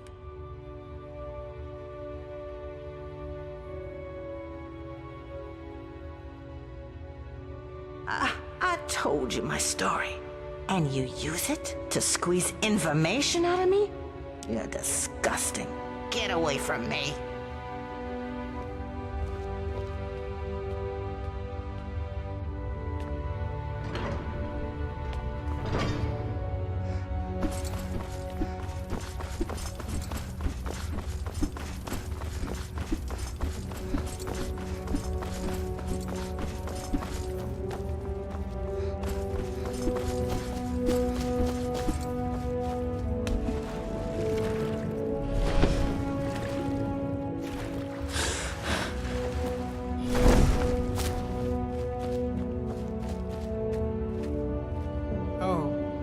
Hello?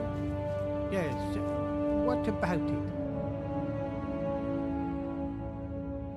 You did? What was in it?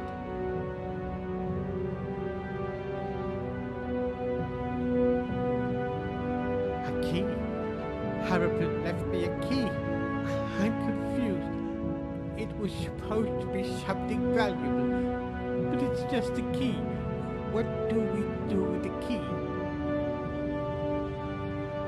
Oh, all right. Maybe there's a treasure in there. A big pile of gold coins and gemstones. Maybe you could even share some of it with me. Have you been in the Jarl's locked room yet? Bye-bye.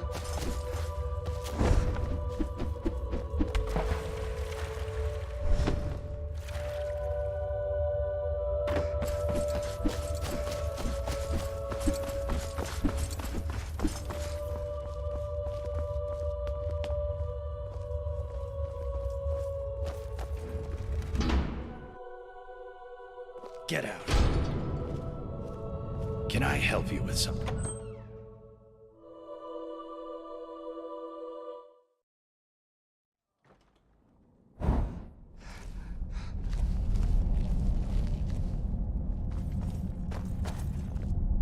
I see that you have a copy of the... What's on your mind, friend? Would you like that? In order to gather some money while I was in Whiterun, I applied for work as a city guard. I was accepted as well, some kind of trainee, I would think. And I even got my own uniform. But then they thought I was too crappy at archery. Some of the guards offered to give me lessons, but it didn't work out very well. You see, several times I managed to hit the guards instead of the target. Luckily, none of them was seriously injured. They just took an arrow in the knee, but I have a feeling that they have been complaining of it ever since.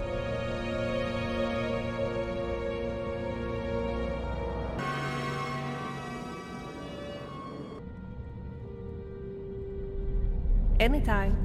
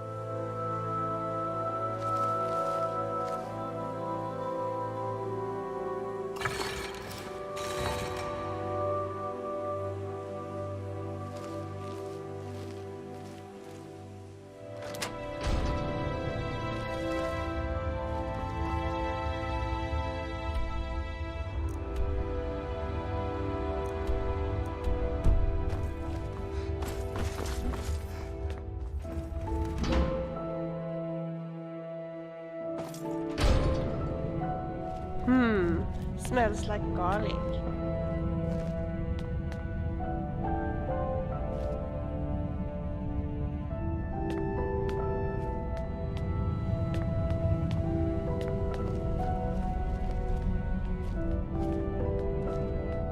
Oh, a new person. Well, welcome to our city, or whatever it is the Jarl tells us to say. I'm Luki. I'm what passes for an alchemist and healer around here. I'll be honest, I don't much care for dealing with people, or healing them, but I wouldn't trust anyone else around here with the responsibility. And I guess somebody's gotta do it, right? Oh, don't get me wrong. It's not that I don't like my neighbors. I don't like anyone. Stupid, untrustworthy, selfish, ugly creatures we humans are. But you know what? At least down here, people are on their best behavior most of the time, what with the dwarves' law and all. I mean, people are still bastards, but at least they have to be discreet about it. Nobody's openly violent, and nobody's ever stolen anything from me. There isn't one. This place is like a firefly trap. One way in, no way out. Could be worse, though. You could be living in bloody Skyrim. Just a small selection of potions. Ingredients are in short supply here. Happy to buy yours if you have any. All right. See you soon, neighbor.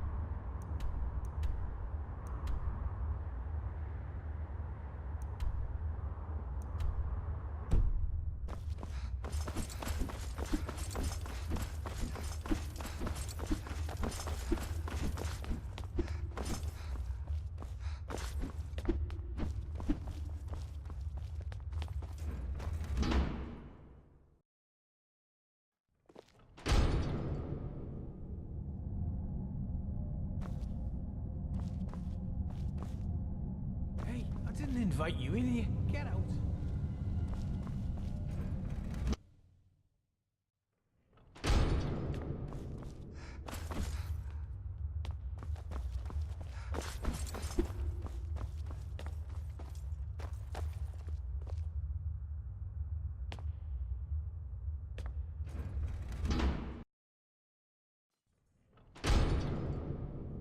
Oh, sorry.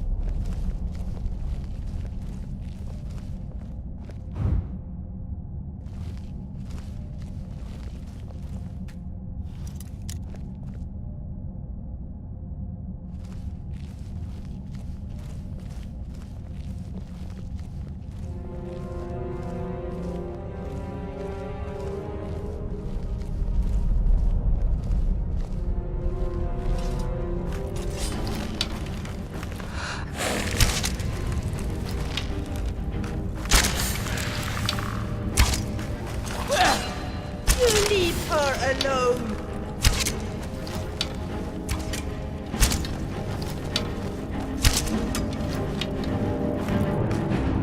You're quite good with a bow.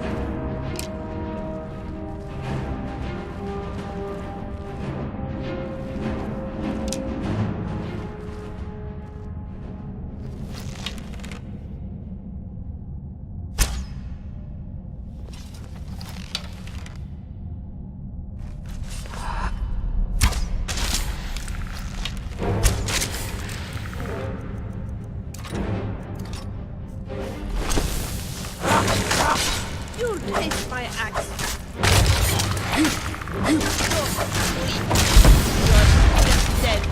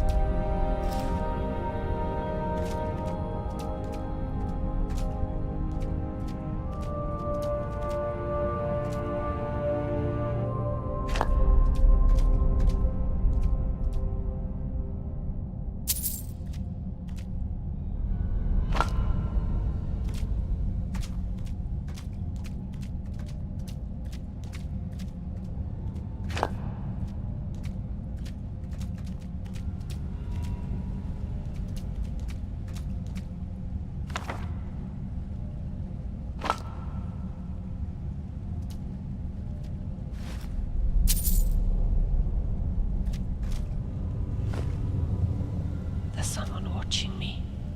I can tell.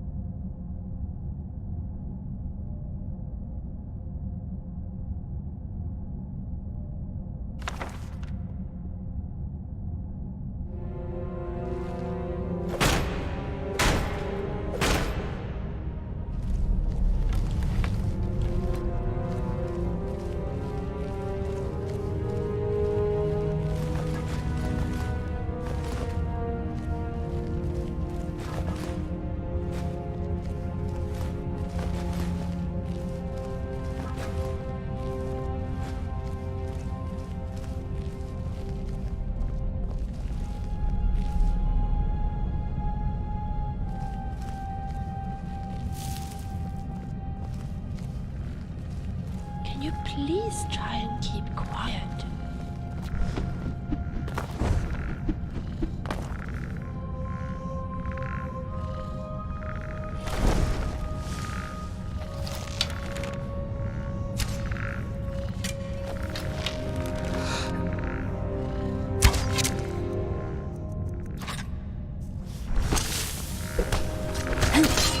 You'll face my ass. You think you can beat me? Go ahead.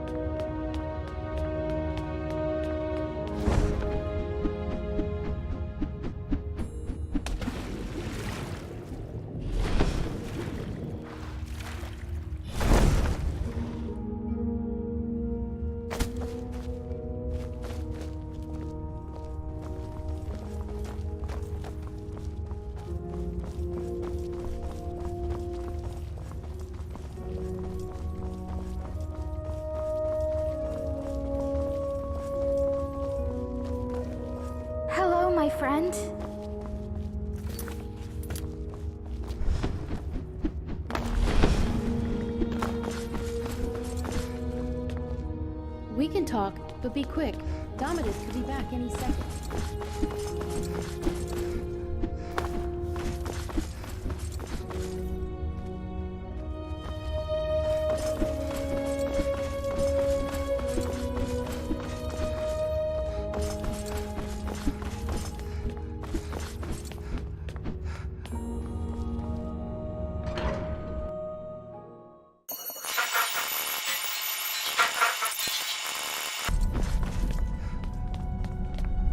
Oh, hello there. I'm a Breton from Hyrock. Some days I just can't. I feel like we're on the brink of some amazing. I could, but Brawl knows much more than I do. Now that you mentioned it, there's a big no. I need. The trouble is, I've tried the only thing I haven't tried is violence. Thank you. If you do manage to get it, you're welcome to keep it. I just need to have a quick look at it, that's all.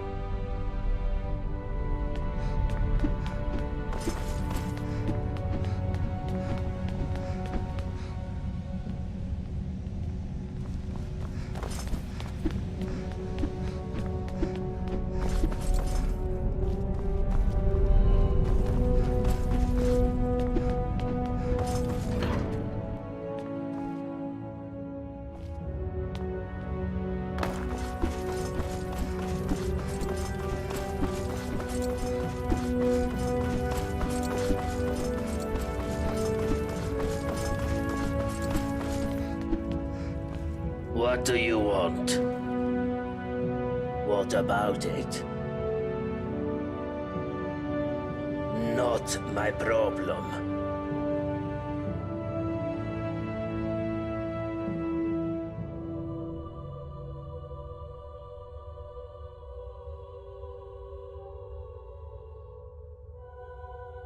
Bye.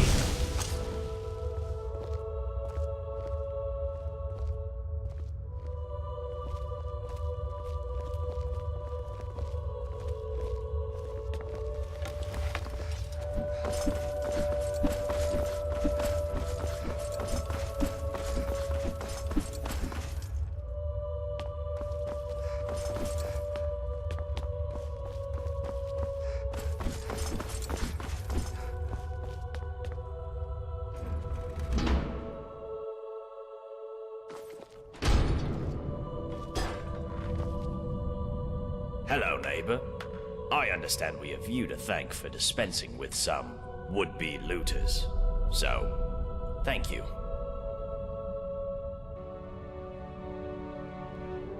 Brilliant. What did you find in there?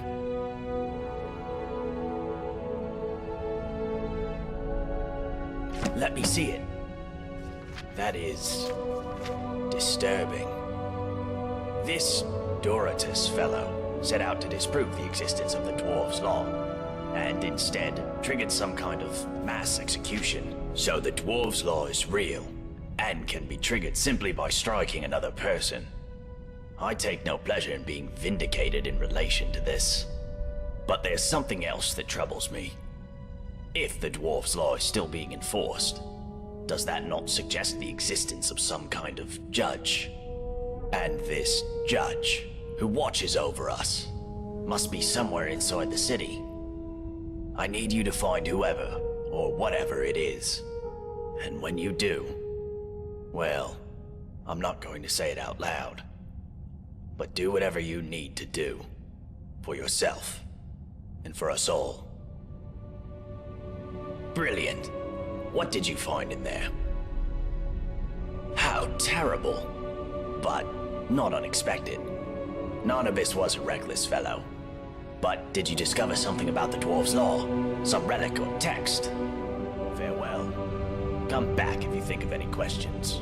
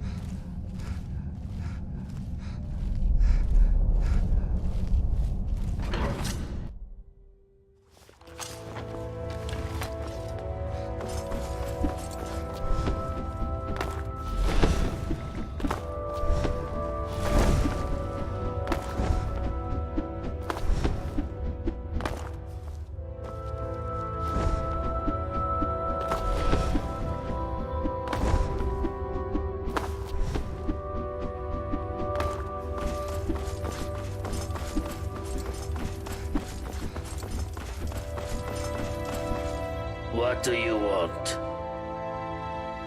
What about it? Not my problem. Oh, well in that case, you still can't. Wait, let me be clear. The only way you'll get this armor is if you peel it from my corpse. Many shall suffer the sins of the one. I hope it was worth it.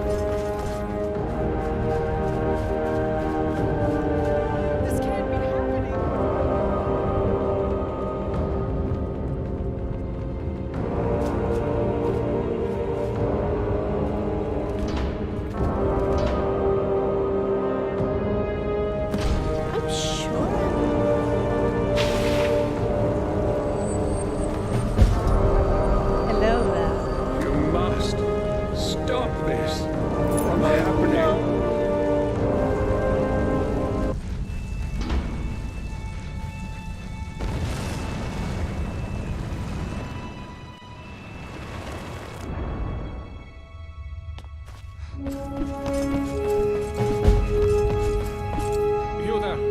Where did you come from? What are you talking about? I've never met you. You're a strange one, aren't you? A what? It's the first day. I guess.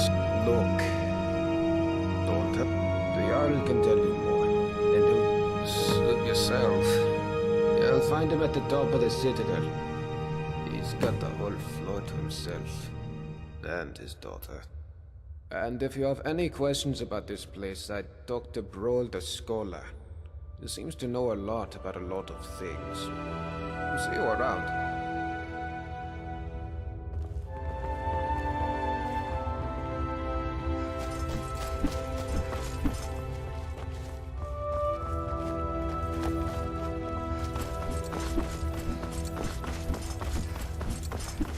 Oh, bro, I've been meaning to ask you. Do you think it would break the dwarves' law if I... Yes. Whatever you were thinking of doing, yes. If you have to ask whether something will break the dwarves' law, it probably will. Oh, I bet you're a hit at parties. Speaking of which, will we see you at the tavern tonight? Absolutely not. Same as always. Goodbye, Rastasia. And please, stay out of trouble.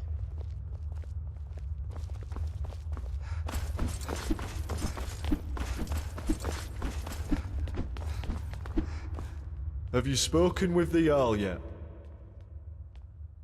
My story? Well, I'm from Markarth originally. Started working at Kolskegga Mines as a lad, and after a while, the Silverbloods made me foreman. I was doing pretty well for myself, until somebody decided to knock me down the shaft into this place. I had a wife and son. Still up there, I suppose, though they probably think I'm long gone. But chin up, right? Meanwhile, I'm stuck down here, supervising workers to earn me keep, waiting for the day that I can get out of here and back to my life in Markarth. I wish. Seems like dwarves designed this place to keep folk in, but the only thing that keeps me sane is thinking there has to be a way out. Well, I'd be lying if I said they're happy, but I'd also be lying if I said I cared. They're decent people and all, but they seem to have an hard time grasping that somebody round here's got to work the farms, or we all starve. Gulver's the worst of the lot. Seems like a decent man at first, but he's got a temper on him. Once he told me he killed a man before he came here. He'll tell you, if you ask him. Of course, down here with the Dwarves Law, a bad temper could land us all in a lot of trouble. I'd keep an eye on that one, if I were you. Alright, well, I'll see you around. Oh, I remember... Oh, hello there, dear. New in town? Oh my, it's very nice of you to take an interest in my life, dear. But you don't need to humor an old woman. Really? Well, you're the first person in the city to say that. Well, let's see. These days I mostly just sweep the streets here, keep them clean. Cleanliness is next to godliness, or so they say. It's not very inspiring, as you can imagine, but the alternative is to wind up like poor Dooley. Oh, you haven't met him yet? Don't worry, I'm sure he'll introduce himself to you sooner or later. He's homeless. He lives in a cave by the lake. I feel sorry for him. I think most of us do. But ever since his brother died, he's been obsessing over some long-lost treasure. The Jarl decided because he can't work, he doesn't deserve to live in a house like the rest of us. So he lives in a tent in a cave of sorts. But don't let him drag you into it. I'm quite sure it's imaginary. A great loss can do terrible things to a person's mind. Well, anyway, that's about all there is about me to tell, I'm afraid. I'm not very interesting. Well, the most important thing in my life is prayer. So let me ask you, have you found room in your heart for Mara, the Mother Goddess?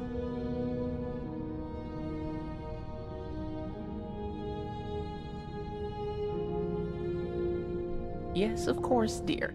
Don't worry, I get that reaction a lot. Perhaps I'll see you later.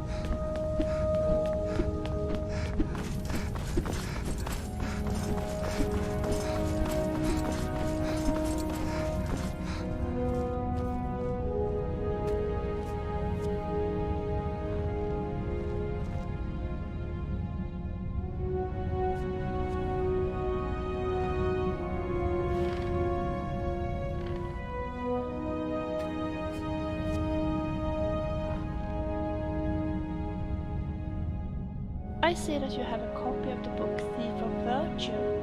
If you... Of course. It's not now. Maybe later.